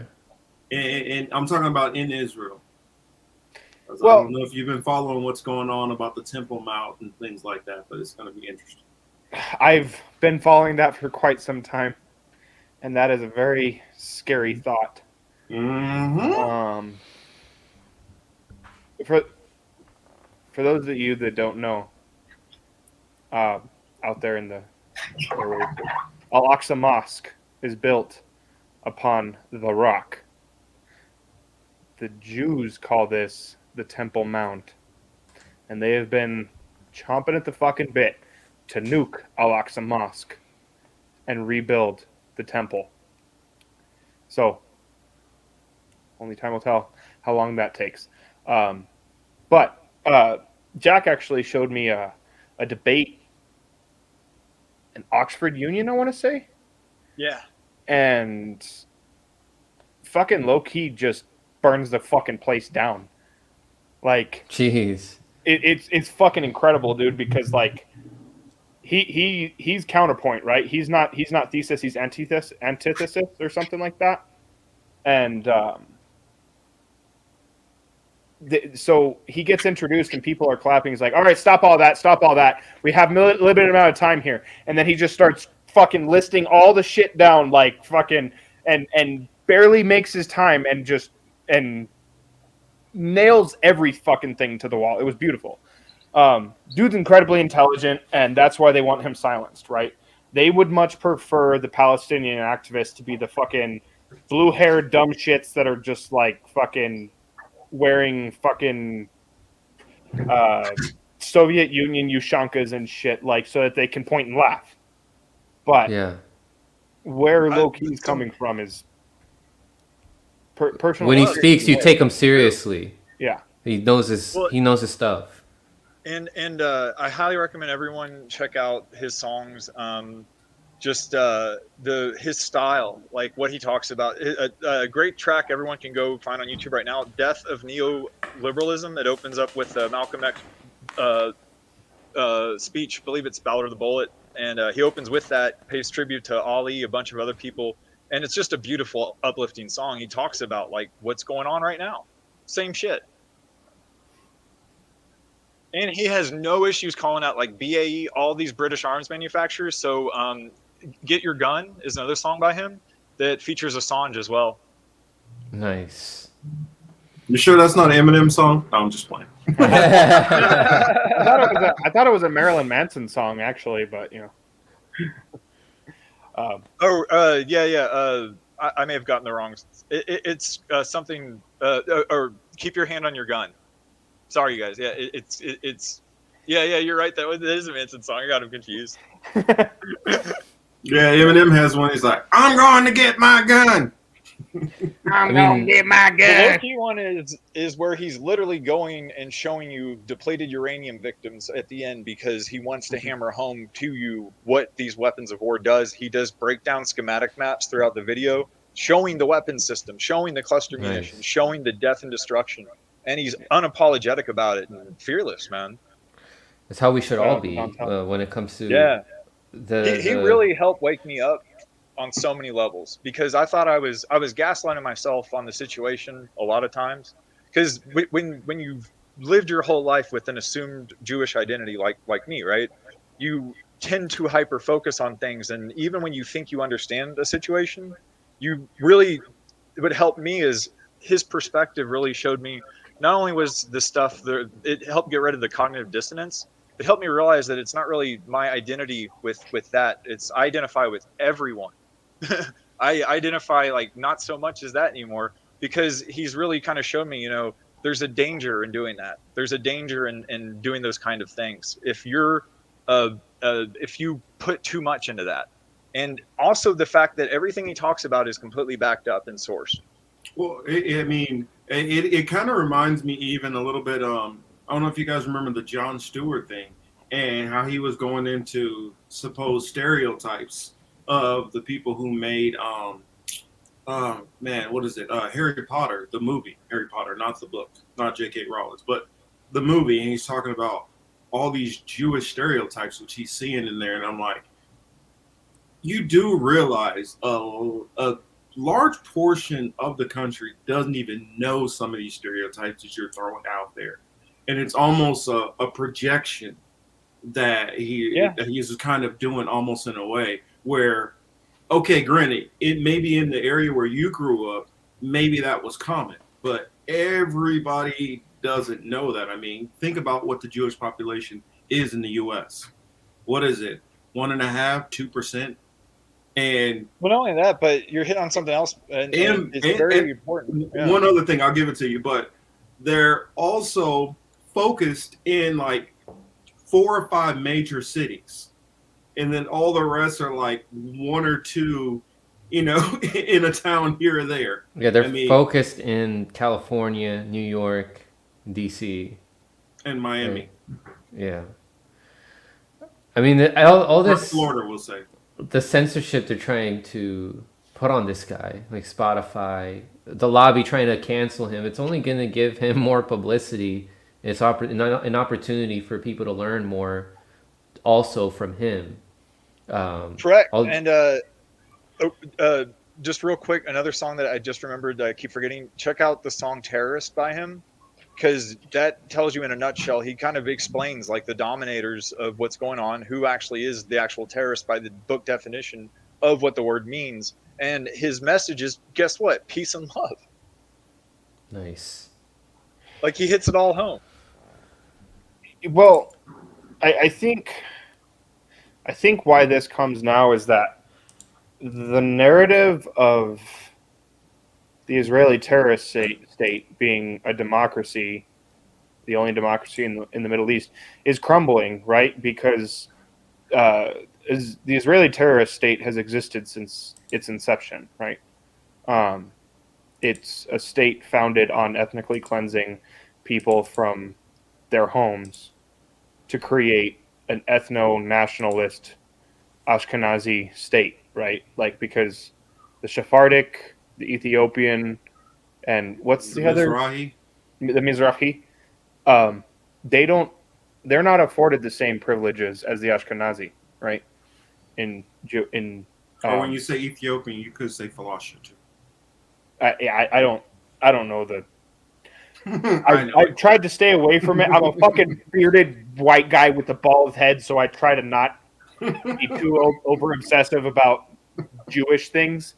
Just because, and I could be Jewish. Like me and Jack have had this conversation about like my family history. Like we don't know anything, and it kind of. And you're not gonna do like the 23andMe or like Ancestry.com or no No, I just prefer. Unless, to of course, it identify gets me a as free ticket to 957. fucking birthright trip to fucking Israel, so I can fucking go get a free spot of land on somebody's fucking blood and tears. But like, I mean, it is a European terrorist state sitting in the heart of the Levant, and that narrative has survived. Of the poor Jews were so victimized that they can never be the victimizer because they're the eternal victim, and they have the right to do whatever the fuck they feel like, whenever the fuck they feel like, because they're the poor victim that's always going to be the victim because they're the eternal victim, and therefore they're and always it's like defending Hannah Arendt said. Right, it's just like Hannah Arendt said, right? Yeah, she literally Hannah Arendt. The people why I didn't know as much about her in history is because she's controversial. Because during the Eichmann trials, she was purposely saying you guys are exploiting what did happen for political means, and she was very pissed off at the state of Israel for that. Yeah. So But- with the introduction of the digital age, right? Everyone's a fucking journalist. And you can't just fucking pop journalists in the fucking head accidentally because they're combatants or whatever the fuck in Israel like you used to be, or well, in occupied Palestine. We should probably refrain from calling it Israel because that's an illegitimate fucking name. I prefer to call it Land of Canaan. Land of Canaan, whatever you want to call it, like the Levant, let's just say, because it's not just there you go. It's not just fucking territorially Palestine either. They're moving east and north, just like everyone said they would for Greater Israel. But especially recently with Sheikh Jarrah, the brutal ethnic cleansing that's going on in that neighborhood, the theft of the Golan Heights, and the continuing genocide in Lebanon, it's really hard to continue to hold on to I'm a victim when you are the genociding people. And it's Loki, the sad tragedy of this completely flying in the face of what the alleged Jewish identity that I was sold was, and that was that, you know, playing into the fear of because there is legitimately people that, like, I grew up, I dealt with that kind of shit. Like I didn't deal with it with the level of like a lot of my other friends, but to deal with like death threats getting called into your house and shit like that, just because of shit you can't change, changes how you view life. But if you don't channel that into understanding that it's not an identity that you need to attach with, but all of humanity, then the picture becomes clear. Yeah, and I think has to be like, I think the reason why it's low key is because he speaks in the language of the otherwise politically uneducated, right? He's a music person, right? Yeah. Like, and he does very, very good hip hop. And any introduction of real hip hop, what hip hop is supposed to be, a revolutionary fucking form of getting you out of the superficial and into your heart and into your spirit, right? Like, that cannot be allowed, right? We need hip hop artists to be talking about bitches and cocaine and Xanax and fucking pussy and fucking but and remember, when you bring that up, I mean, since you opened up that Pandora's box here, who were controlling these record labels who were pushing this on the artists? The ones that were pushing gangster rap and representing NWA were Ashkenazi Jews. But it happened right around the time when conscious rap was becoming more popular. Right? We had Rakim, we had Common, we had Nas, all these conscious rappers. And then they started... Fuck the world. They began to implement more gangster rap and pushing that more in the media. Yeah. KRS-One, don't forget about him. Yep, KRS-One. But so like, many to list. To give an example of like Loki. So in the song Terrorist, he goes, so we must ask ourselves, what is the dictionary definition of terrorism? The systematic use of terror, especially as means of coercion. But what is terror? According to the dictionary I hold in my hand, terror is violent or destructive acts such as bombing committed by groups in order to intimidate population or government into granting their demands. So what is a terrorist? And then what he goes into was essentially tell me who the bigger threat to human society, or tell me what's the bigger threat to society: BAE systems or homemade IEDs, remote controlled drones killing off human lives. And then he says, talks about the towers falling, but he talks about, it seems nuts. How could there be such agony when more Israelis die from peanut allergies? It's like the definition didn't exist. I guess it's all dependent on who your nemesis is. Irrelevant how eloquent the Reddit peddler is. They're telling fibs. Now tell us who the real terrorist is. Jesus. That is fire right there. So much truth. And it's like what we were just talking about here earlier, right? When we were talking about autoimmune diseases, how they're killing us. He's rapping like an independent media journalist. Yeah. That's very much his style too, because he will call out and point out to and I believe Shadow, in that speech that we watched, he makes a great point, and that's that we don't hear about the Arab scholars that have contributed to our society, just like all other groups. It's a very Zero. like people talk zero, and so The he number starts listing zero. them all up. Yeah, That was invented by the Arabic scholars. There was no zero before the Arabic number system, which is the one that we fucking use. Yeah. I mean, and as a And they also invented algebra, right? Right. And as a tradesman, I am a total fucking simp for really good craftsmanship and workmanship.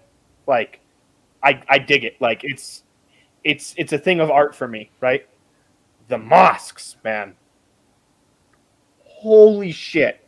How the fuck did you build something that long ago that is still standing and is that perfectly meticulous, beautiful?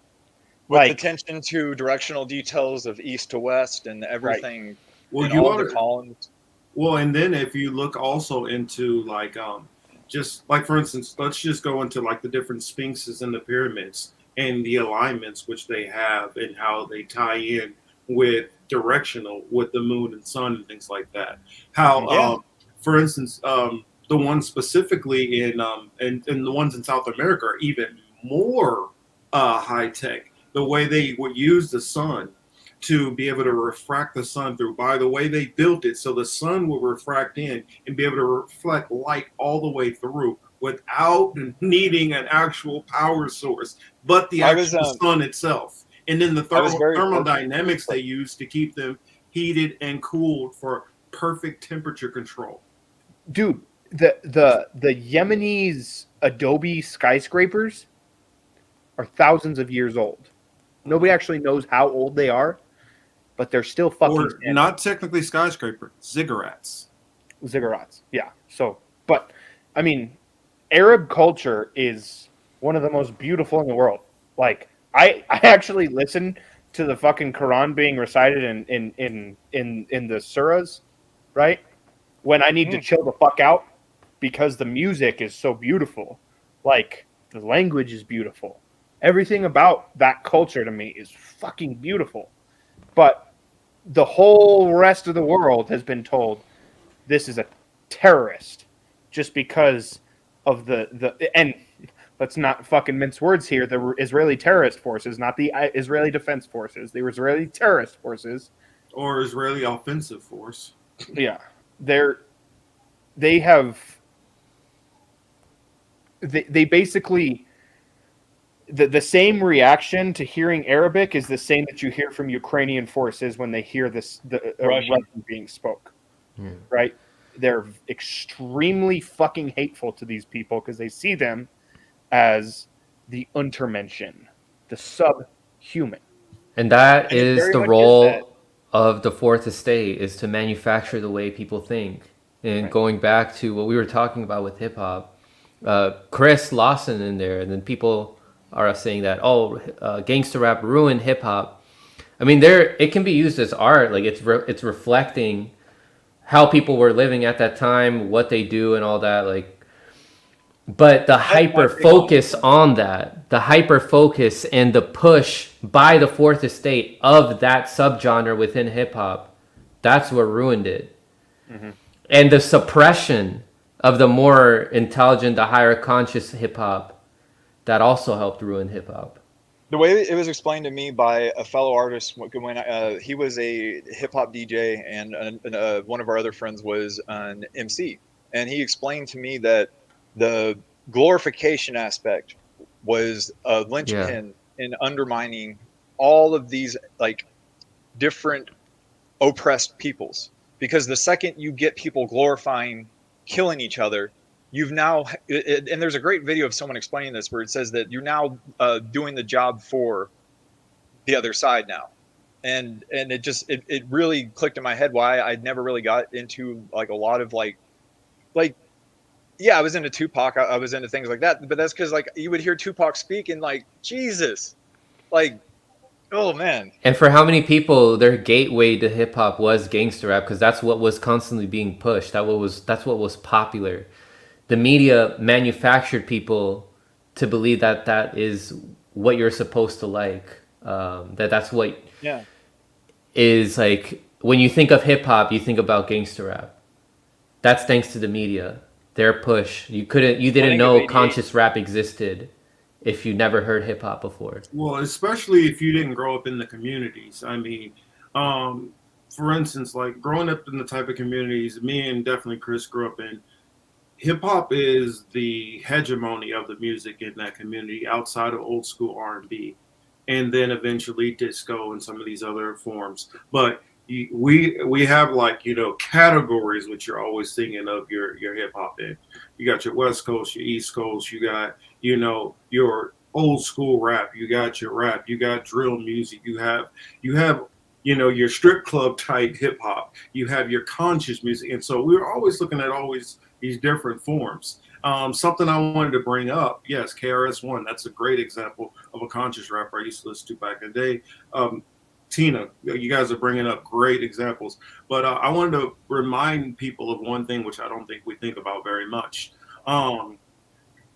Vibrations are a real thing which affect us in different ways, and whether we're conscious of how those vibrations are affecting us. And if you go into you know, rest in peace artist Extentacion, where he would explain how he understood how to manipulate frequencies to, you know, get you to kind of pay attention. And if you think about it, when you listen to certain music, when it's like, kill him, motherfucker, you get kind of an aggression stance, a vibe on you. When you hear a song which is more positive and happy, you get a more happier feel. When and Marcus, they proved that with water. Mellow, you relax. So all of these things it's thought out. It's not an accident that this certain song makes your head nod as soon as you hear it. It's not an accident that you might want to sway and do a slow dance to this type of music, because when you go back into and this is just one example, back into Sigmund Freud, how he would understand and break down his understanding of people. Now, I do think that he was very warped and did a lot of projection in his understanding and reading. Everyone wants to fuck their mom. Yes, but if you're able to take that and be able to use that on a large majority of a population, and with his nephew, Edward Bernays, what he did, he funneled that in to politics, into our commercial industry, into our media, into our politics. And that is what's going on now, that thinking of how to manipulate. And it goes into every single aspect of everything we do, down to the beat frequencies in our music. So here's a synchronicity that's happening right now. Jack and me had that conversation just the other day, right? And then I think it was yesterday, Tina and I were talking about Prince, who recorded. I was just going to bring up the gold standard. Yeah. Yep. So because go ahead, Jack. I didn't mean to cut you. So essentially what happens, and I forget the year, but it was the Rockefellers that changed the standard A to 440 hertz. A was traditionally 432 hertz, just meaning that they literally did a resonant shift. So like when I tune my instruments, I always tune them to 432 because of Prince. Prince answered one question on this Ask Me Anything when someone asked him about to confirm whether or not he used 432, and he said it's the gold standard. There's a Prince song called The Gold Standard. Well, and That's all good. I want to throw something out there. Look up what RCA's old logo used to be. That might trip some of you guys out if you look at. Oh, what, and you know last, you know what I'm talking about, Jack? yeah. I'm trying to remember. I think I do.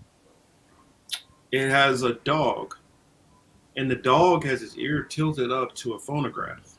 Whoa. Oh, that just clicked for me. Whoa. Frequencies. But that and I highly recommend everyone check out Dr. Masaru Emoto, and where he essentially proved that you could take water from like toxic sources, and obviously he would show up the different experiments and would show that if you were like yelling at it, the water would literally just fragment and change apart. You can go on YouTube right now, and if you just look for the Dr.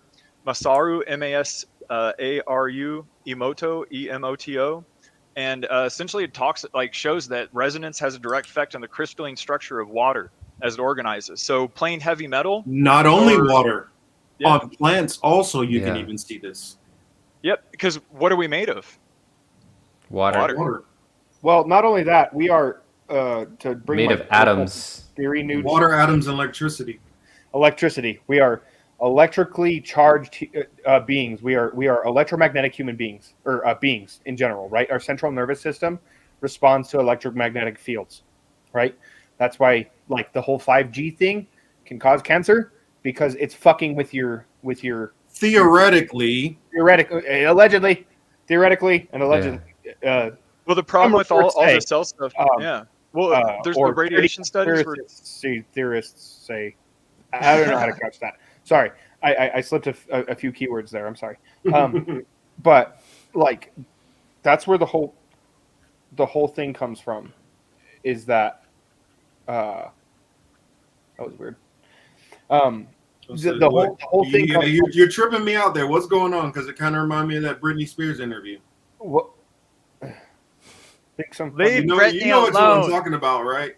You mean like, oh. I heard some voices outside my garage. That was kind of weird. It's weird because at that moment when you went like that, I heard a tick, tick, tick, tick, tick, tick, tick. Like a bunch of clicks coming from you, from like your end. Run. Yeah. So I mean, the fuzz is on the line. Fucking anarchy. That's another keyword. But anyway, yeah. So we are manipulatable very easily through frequencies, right? And when I was a younger lad and I took a whole lot of mushrooms and ecstasy and other things, I would fucking trip with this one dude that was obsessed with frequencies. He's like anything is possible through the manipulation of frequencies.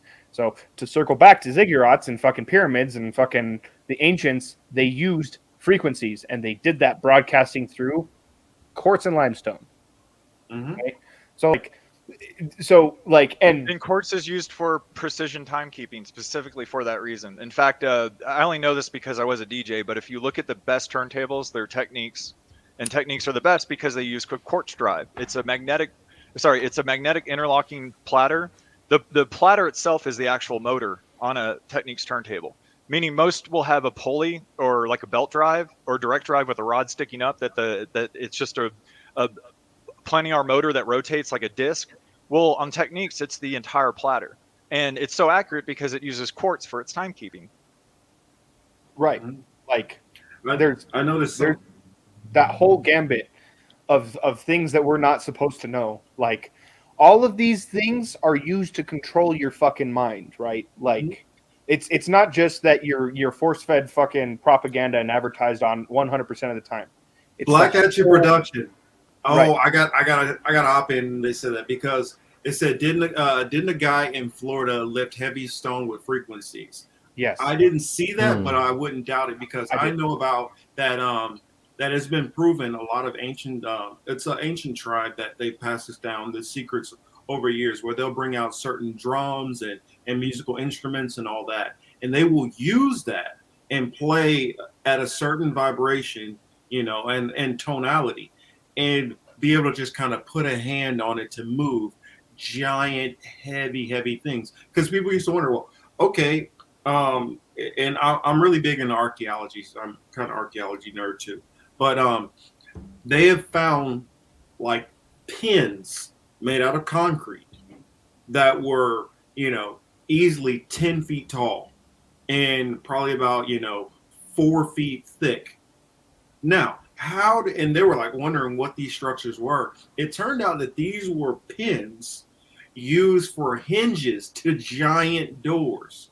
Now, how would you move a door that big, that heavy? I mean, I don't think it's just like 10,000 people all going, let's push 1, 2, 3. No, that's not what's going on here. There has to be something advanced science going on that modern day people do not understand. They also sell frequencies as drugs. Right? Isn't that what Neo from the Matrix was selling? Like, before he went to, before like he became fucking Tom. Yeah. Mm-hmm. And then that goes into the movie Strange Days, where they were selling, images and thoughts which go through different frequencies in your brain. I mean, we don't get super deep, but keep going there. Yeah, that goes to the what is it called? The voice of God technology, where it simulates intracranial pressure via a targetive array that essentially it's fancy speak for they make your ear bones vibrate so that you hear and hallucinate voices. There's openly admitted tech. Yeah, I don't remember if you covered that. Did you cover that one, Marcus, when you did that that amazing video showing all the fucking technology on why people are woefully not understanding the situation on weaponry? I left that one out intentionally. Okay. I mean, I just wanted to show them because that's one that's more of an individual weapon. But I was like, I'm gonna just give them the stuff that's for crowd control, because I could have probably that's what it was. 2 hours. But they use the frequencies as far as crowd control also, and that's tech which police forces in Europe actually have and are using currently. And then you also had in Vietnam, was it part of the Phoenix program? Again, Operation Phoenix, just atrocious. Yeah, like the Jacob's Ladder shit. But if you go and listen to the recordings where they would have these helicopters, these psyop units that would play sounds and of really condescending shit, or they would play what would be ghost of their dead relatives and these tones saying surrender and that you're causing us pain and just really just horrendous shit. But you know where they got that idea from? World War II. When they used to literally fly over, the Germans, the Nazis would fly over literally and play out propaganda telling the Allied forces to surrender. Wow. And so that just advanced over the years. A lot of people don't realize, some of these jets that we see, the technology for F-16 fighter jet was actually created back in the late 30s. So it just took the time for the approval and to work out all the kinks and stuff, and then to mass produce it. Right, and a transistor, you can fuck with the outgoing frequency and the incoming frequency too, and you can manipulate the frequencies just using a simple transistor. I think that's one of the reasons why we've moved to digital music so much, is because the digital music frequency can be manipulated, and I think YouTube broadcasts at 450 or 460. YouTube itself broadcasts its own frequency that is not good. So you'll see what is it, the binaural beats or whatever for people to help people sleep, but it's totally fucking useless if you're streaming it on YouTube, because if you're streaming it on YouTube, it's actually broadcasting at the wrong frequency anyway, and it's actually making it worse.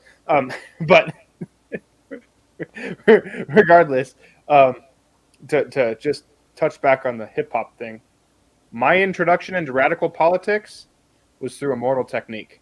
I was going to say that. I was just going to bring that up, yeah. Well, because back when I was a younger worked with Loki. Yeah. And when I was a younger fucker, I my only introduction into Immortal Technique was Dance with the Devil, right? Everyone knows the fucking song. But it wasn't until I started questioning everything about what we were doing out in the oil fields, and I found someone that was Fourth telling branch me for me. exactly what was going on in the oil fields, that I was like, oh, all right, okay. I recommend everyone, if you have not listened to it, go listen to Fourth Branch by Immortal Technique, where he's essentially just pointing out the dead-ass fact that the media is the fourth branch of the government. Yeah. The fourth And that branch they of the make government worthy is and coming to quote kill you unquote while you're hanging your flag out of your project's window. your project window. Yeah. So many classics there. Tina mentioned Vinny Paz from Jedi Mind Vinny Tricks. Paz, Jedi Mind Tricks is amazingly good. They've got a song. It's a Vietnam. It's the Vietnam perspective song. I'm trying to remember what it's called. Featuring R.A. the Rugged Man, where he has like probably his best verse of all time. Yep. That one. I can't remember the name of it, but that track. Oh my god, that's a good one. My son's Of first Cannabis concert also. when he was still in utero was Jedi Mind Tricks, Immortal Technique, and Chino XL. Mm-hmm. And Tina Nice was still ones. pregnant with him. Yeah, so to finish off here, because I do got to introduce this topic, it's in the thumbnail, is this thing right here. Oh my gosh, so much accomplished. Oh, the end of racism. Thank you, President Joe Biden. He said, I just signed the Emmett Till Anti-Lynching Act into law, making lynching a federal hate crime for the first time in American history. Wow, this is going to bring in equality, financial equality to African Americans, right? Marcus, aren't you so happy with this? Oh yes, I am thrilled. I'm so thrilled by this. This is like such. This is so pointless. This is so pointless. Believe it or not, something which actually is going on out here in California. They are actually working on a reparations bill. Actually, I think they got it approved. They're just trying to work out some of the odds and ends. But this is a fucking joke. As if lynching isn't murder and murder isn't already illegal. I mean, the thing about it is, you waited till a point when like lynchings are virtually not even really happening to now make this little law. I would prefer you probably do something about the chokeholds and shit that just happened with George Floyd. Maybe that would be, a little bit more pertinent to handle. Or maybe let's do a little bit of a rethinking of the way we police, especially minority communities. I mean, I know when I spent time out in the suburban areas, you see cops who were just sitting around the donut shops and pulling in the gas stations and, dicking around with each other. And then when I go into minority neighborhoods, the cops are literally riding around like, the fuck are you doing over there? What are they doing over there? What are they doing? Let's go chase them. Let's go fuck with them. That's what I mean. So until they deal with that, then this is kind of a waste. And to drag Emmett Till's, to drag that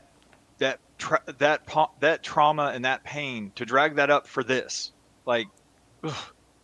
Well, that shows that they will tokenize anything. Exactly. Anything they can, they will tokenize. It's disgusting. It is. This is the same thing with the kente cloth and the kneeling and the. This is liberal cringe at its highest for me. Because you know that it doesn't mean anything to him. This dude knows, and I don't know if the people know this right now. Everybody knows that Biden's numbers have been falling, correct? We all know that. Can anybody in the chat guess or tell me what is the black population? Let's see, what is it? Eligible voting black population who register voters. What is the normal percentage which they vote at? Somebody can tell me that. Let's give it about 30 seconds. Can anybody tell me at what rate the black population normally votes at? Anybody know? I'm waiting. Someone's saying 70-30. Nope. What it normally is, under Barack Obama, it was 94%. Under Hillary, it dropped to 92. Exactly. Chris knows 90% is the average. And that's getting anybody in Jacksonville. It has dropped to 70%. That is, if you were getting 70% of the vote in any other group, yay, pat yourself on the back. That is an election nightmare for Democrats. If you have, I mean, granted, I think that it's ridiculous because I know which black voters these are. These are the ones who are sitting there being lied to and BS'd every Sunday in church, while pastor is sleeping with every woman he can in the church and going to go buy himself a new Cadillac with your money, while going to your cookout and trying to pick up on your underage niece. These are the same damn Democrats who are propping this shit up. Oh God, Atris, did you really say Latinx? Never mind. I'm done. We don't say that term. You're gonna trigger the fuck out of me on that shit. You're gonna trigger because I've been arguing X with in somebody capital letters. Like probably about at least 3 or 4 days this week about this whole Latinx thing. Because I'm like, so you realize you just can't change one letter, right? You realize you'd have to change the whole damn language. And then if you're gonna put that focus on changing Latinx, how about you do the other 35 other major gender languages? So what, you're going to change half of the world's languages? I know, right? What are you going to do for German with Der, Die, and Das? I mean, I saw someone make the argument on TikTok. It was like, well, Spanish comes from Latin, and in Latin they used to refer to the gender neutrally people as Latine with an E. That's what Latine. And it's like, oh no. I was gonna say, Marcus, you want to get into the history on that one, on some of the terms, weren't they from the Spanish? Listen to me very closely, white America. You are not allowed to rewrite the language of the global South on this fucking hemisphere to suit your own fucking needs. Polly, get this. This is what I said to the individual. I'll say that. I said, so you say you're Jewish. You're in Tel Aviv. Why don't you change Hebrew first? Well, that's the language of God. That can't be changed. So it's fine in your country to keep the language, but you need to go tell other people what the fuck to do, right? I don't know. I guess like this tokenism and the whole Latinx, this liberal, mindset of coming up with meaningless things to virtue signal is just disgusting to me and aggravating. Yes, the Monroe Doctrine for language. Yes. Yeah, this is the bill, right? I mean the act that you sent over to us, Jack Sith, HR 55, Emmett Till Anti-Lynching Act. What they did is they amended. If you go right there, Franco, section 249, Title 18, which is the hate crime part, is where they then add on these extra things, and it's just so this isn't even actually the legislation. You see that it this is an amendment, so you then would have to go back to the legislation it amends to see what they actually are referring to on sections like 1, 2, and 3, and it's nuts. Like all this is nuts. Jeez, attest, Speaker of the House of Representatives. Budgetary effect. Of this act for the purpose of complying. This is where PAYGO gets brought up too. Yeah. Pay as you go, Act of 2010, wow, shall be determined by reference to the latest statement titled Budgetary Effects of PAYGO Legislation for this act, submitted for printing in the Congressional Record by the chairman of the House Budget Committee, which is who? Who's the chairman of the House Budget Committee? The House Budget Committee? Bernie? Yeah. No. House Budgetary Affairs. Oh, fuck. Provided that statement has been submitted prior to the vote on passage. Let me look it up real quick. I fucking can't remember this. I should know this. At first I was thinking Bernie, but no, that's not him. That's Senate Budgetary Affairs. Yeah. I mean, Glory, like, how would you even pronounce that stuff? And that's just It's using Yarmouth. a couple of names. Like, I wrote, John Yarmouth. 'cause I Yarmouth. know the Yarmouth, person the dude does that not fucking speak introduced Spanish. the fucking Build Back Better. Oh, really? He- Oh, really? Really. Or was that was that Yarmouth? Yarmouth. Because remember, we found his Or fucking watermark with Yarmouth? whatever. Yeah. No. That was the no. That's a different one. There was a yeah. It could be, but I don't think it was that sort of one. I think it was Yarmouth. Like it was a different spelling. It may be though. We would just have to see who did that. No, he's the guy from Kentucky. He was the guy I was thinking of. Okay. There's so many people in Congress that are like 70 plus years old. Yeah. Yes. That is Congress is a retirement home. That's what it is. Yeah, but I mean, the whole ass thing about this virtue signaling bill, the one that. So here's my thing about it is, Biden's a fucking train wreck. He can't even formulate a fucking sentence.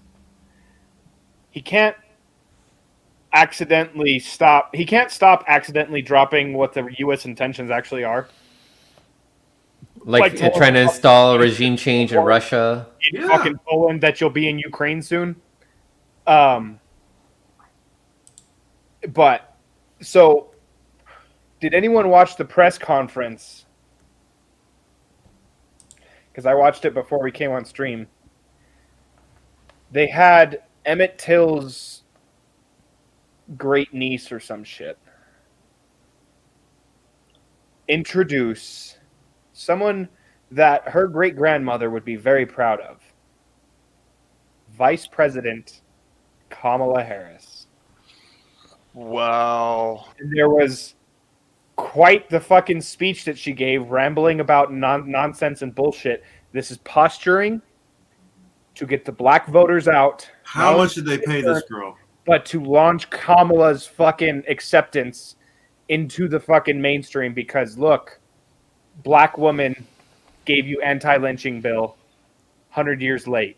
She couldn't even poll 1% in the primaries among African I gotta correct Americans. you there Everyone too. else- Kamala's Yeah, not well- a black woman, so let's just. Oh, sorry. Sorry. Well, she looks like black And woman. I need to correct myself. she's It also was Jane Yarmouth Bowen on the Change Build Back herself. Better.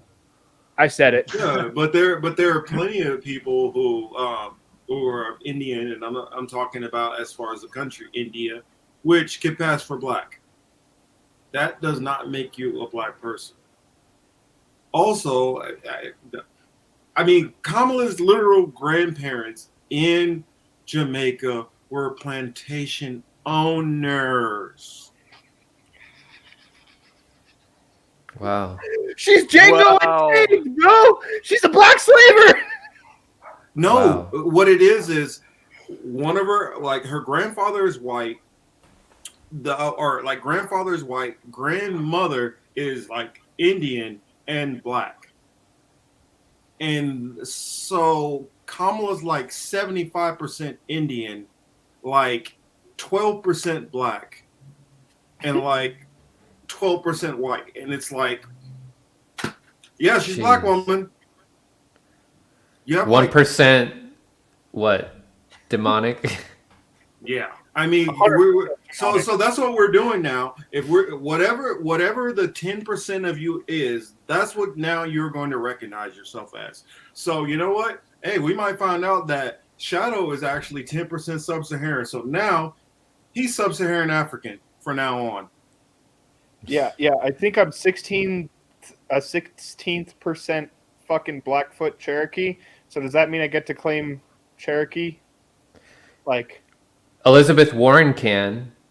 well, I'm more than Elizabeth Warren, and I've actually eaten fucking like food on the res, not powwow chow, whatever the fuck that means. And Well, She copied that book too, by the way. She wasn't even original enough to make her own. She literally just dead ass copy and pasted her recipe. and my great grandmother was a freed slave. So does that make me black too? Can I be black now? I identify as a black Native American. I guess, Steve, what I would say is in secular society, it's whatever the majority is. That's kind of what category you're put into, unfortunately. I look at it from a biblical lens, so it's different. But and I know everybody doesn't. So, but it's like, well, then nobody can trip about Elizabeth Warren, saying she's Native American because hey, she got 1%, so now she's Native American. And then if we're just in the reality where anybody can just say that they're whoever they are, and we just have to accept, then you know what? When I get pulled over by a cop, I'm gonna tell them I'm a kangaroo, because you can't give a kangaroo a ticket because you shouldn't have let the kangaroo get in the car. So I mean, not without looking absurd. I think Marcus, you're onto something. I mean, if I could just identify, I'm a kangaroo when I get pulled over. But like, just think about the optics of the whole thing, though. Millions of fucking TikTok fucking views about how fucking historic this fucking anti-lynching bill is. 300 years late, however many. Oh god, I don't even want to look at those TikToks. They're gonna be so You know what, though? cringy. I'm with Kamala. I will say this. I hope it does inspire people to look into that dark part of history, like that dark, touristic, fucking insane part of history more. Oh, yeah. But I fear that people will just use it to virtue signal. Like, I would really like it if they would just start calling the KKK not an extremist group, but a terrorist organization. Yeah. Because it's always kind of been a fucking terrorist organization. Like, they didn't start out being good guys. They had no good intentions. The Klan is a fucking terrorist organization. Like, they always have been. Like, you could start with something that actually still matters, right? But you could start by throwing the vice president out of office that purposely kept black men in jail to make them work for free. You could start there. But what do I know? I'm just a dumb white guy. Well, my thing is you grow up pretty much with your mother. You didn't grow up in a black community. You didn't grow up with a black experience. You just went to college and just joined a black sorority. And didn't you hear that? Run for office? Then now you're a black woman. Didn't you hear that little girl was her? Marcus, that little girl was me. Immediately after that, they started selling shirts with her saying that, and her as a little girl. It just shows How the staged is cynicism that? of our politics. Like, yeah, but I think people should. I think Obama did the same shit. Obama did the same shit. Granted, Obama has a Kenyan father, but a Kenyan father is not the same as having a so-called African American upbringing. It's not the same thing. It's not the same thing growing up in other countries and then Hawaii as somebody who was growing up on the south side of Chicago. It's not the same. And then what he did was he got around Reverend Wright and then started playing the whole black card. And it's for votes. Glory said Kamala's existence triggered me. Oh god. What do they call that? Bomba claw? I don't know. Oh man. That guys. probably fucking triggered Glory. I probably mispronounced it or misused the word. I don't. Not as much as Kamala's existence. Not nearly as much, I bet. It's been a amazing pleasure, guys, speaking to you guys again, as always. I'd love to have you guys on again soon. Any final words, any final messages you want to leave the audience with? Plug in some work, channels that you guys got going on other platforms and stuff before we head out. I guess I'll go ahead and go first. As you guys know, the Political Matrix, come check us out over there on Saturday nights. If you're on the Pacific Coast, We're either 6 o'clock or 6:30, or if there's something going on, then we can always try to bump the time up a little bit earlier. And then if you're on the East Coast, that would be 9 or 9:30. Central Time, 8 or 8:30, and I guess you guys can figure out for the Mountain Time and whichever other country that you might be in. My channel, Hebrew Apologetics, I've been back. I've got back to doing my teaching and my lessons. I just did. What did I teach last night? I went into Deuteronomy 28. Yes. The book which gives which would give you the identity of who the Israelites would be. It's the blessings and curses which should be on them. So that's what I did, and then I am going to be starting to do more interviews again on what I've been thinking, which is on the What We've Been Thinking channel on Sundays.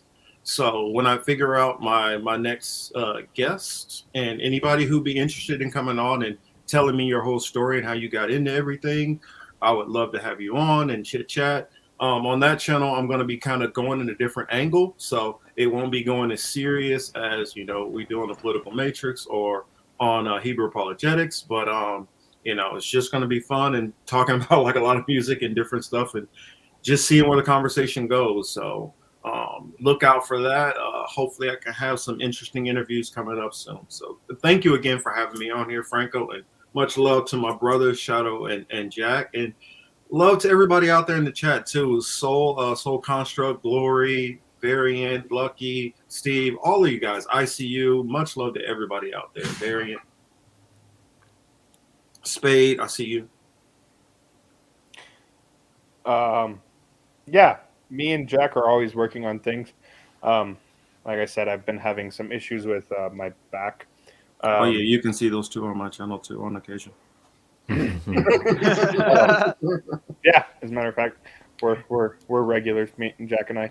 We're working on a couple of articles involving mass psychology and weaponized sociology. Awesome. And also I'm working on something involving the history of the northern shores of the Black Sea and the Eurasian Steppe, the Pontic Steppe, what most people refer to as Ukraine, or Russia, and it's just referred to as Russia or New Russia. But Jack, you want to go into this? we're working. So we're working on a very unique kind of style of writing, like a very Hunter Thompson-esque style of gonzo journalism, where you immerse yourself in the culture and you really don't give any fucks. And we just want that to come across in the writing. But some examples of that is going into things like what Whitney Webb has written about in Welcome Bleep, which brings up the Welcome Sanger group, and going into Sanger's fucking horrendous ass history, and then showing the amount of whitewashing that has gone into that to essentially show people the propaganda of the different organizations behind a lot of these different agenda items and their eugenics backgrounds, and how the media will run cover for them, even down to that. If people have seen that photo, I was photoshopped of. So Sanger did speak at a Klan rally to a group of women. That is fact. But there was not a picture of it. So the internet created one. That picture has been circulated. We were able to, using the fact checkers themselves, figure out on that when the event happened. It was a contest created, and we're doing background on that because even that is sus. But what we've also found is just, if we look at all of these things in history, a lot of it ties back to fear. And I think, speaking for both of us, fear is one of the most important things to conquer. Because when you live in fear of stuff, you're always reactive and you're never doing anything proactive. And keeping us in these states of fear is essentially what we're writing about. So definitely be on the lookout for that soon. We've been putting a lot of time into it because we're making chili and we got to add the right spices. Awesome. We're perfecting. And I'm the pot. I'm the pot to eat it out of. And before too long, I'm unveiling this now. You will see a Shadow Jack Union channel. Awesome. Can't wait. Da-da-da. We might We'll have something on YouTube, but we'll get strikes Erga, so we're just gonna fucking have to use Odyssey as our main platform. Hey, yeah, Well, that's you why we already have got the. my Odyssey going, so you guys can I can throw an extra channel in there and let you guys rock it. Yeah, so we got Amen to that. Odyssey, Rockfin, all these other platforms too. But yeah, as always, guys, don't forget to like, share this out, subscribe to Marcus's channel, and when Jack and Shadow Bandit form their channel. And again, share this out. You're not alone. Clearly, from what you see in the chat, this wonderful community that we have going on. We love you all. Beautiful, informed people. And people with potential who just tune in also on getting more informed. You're not alone, and I know you'll stay informed. Take care.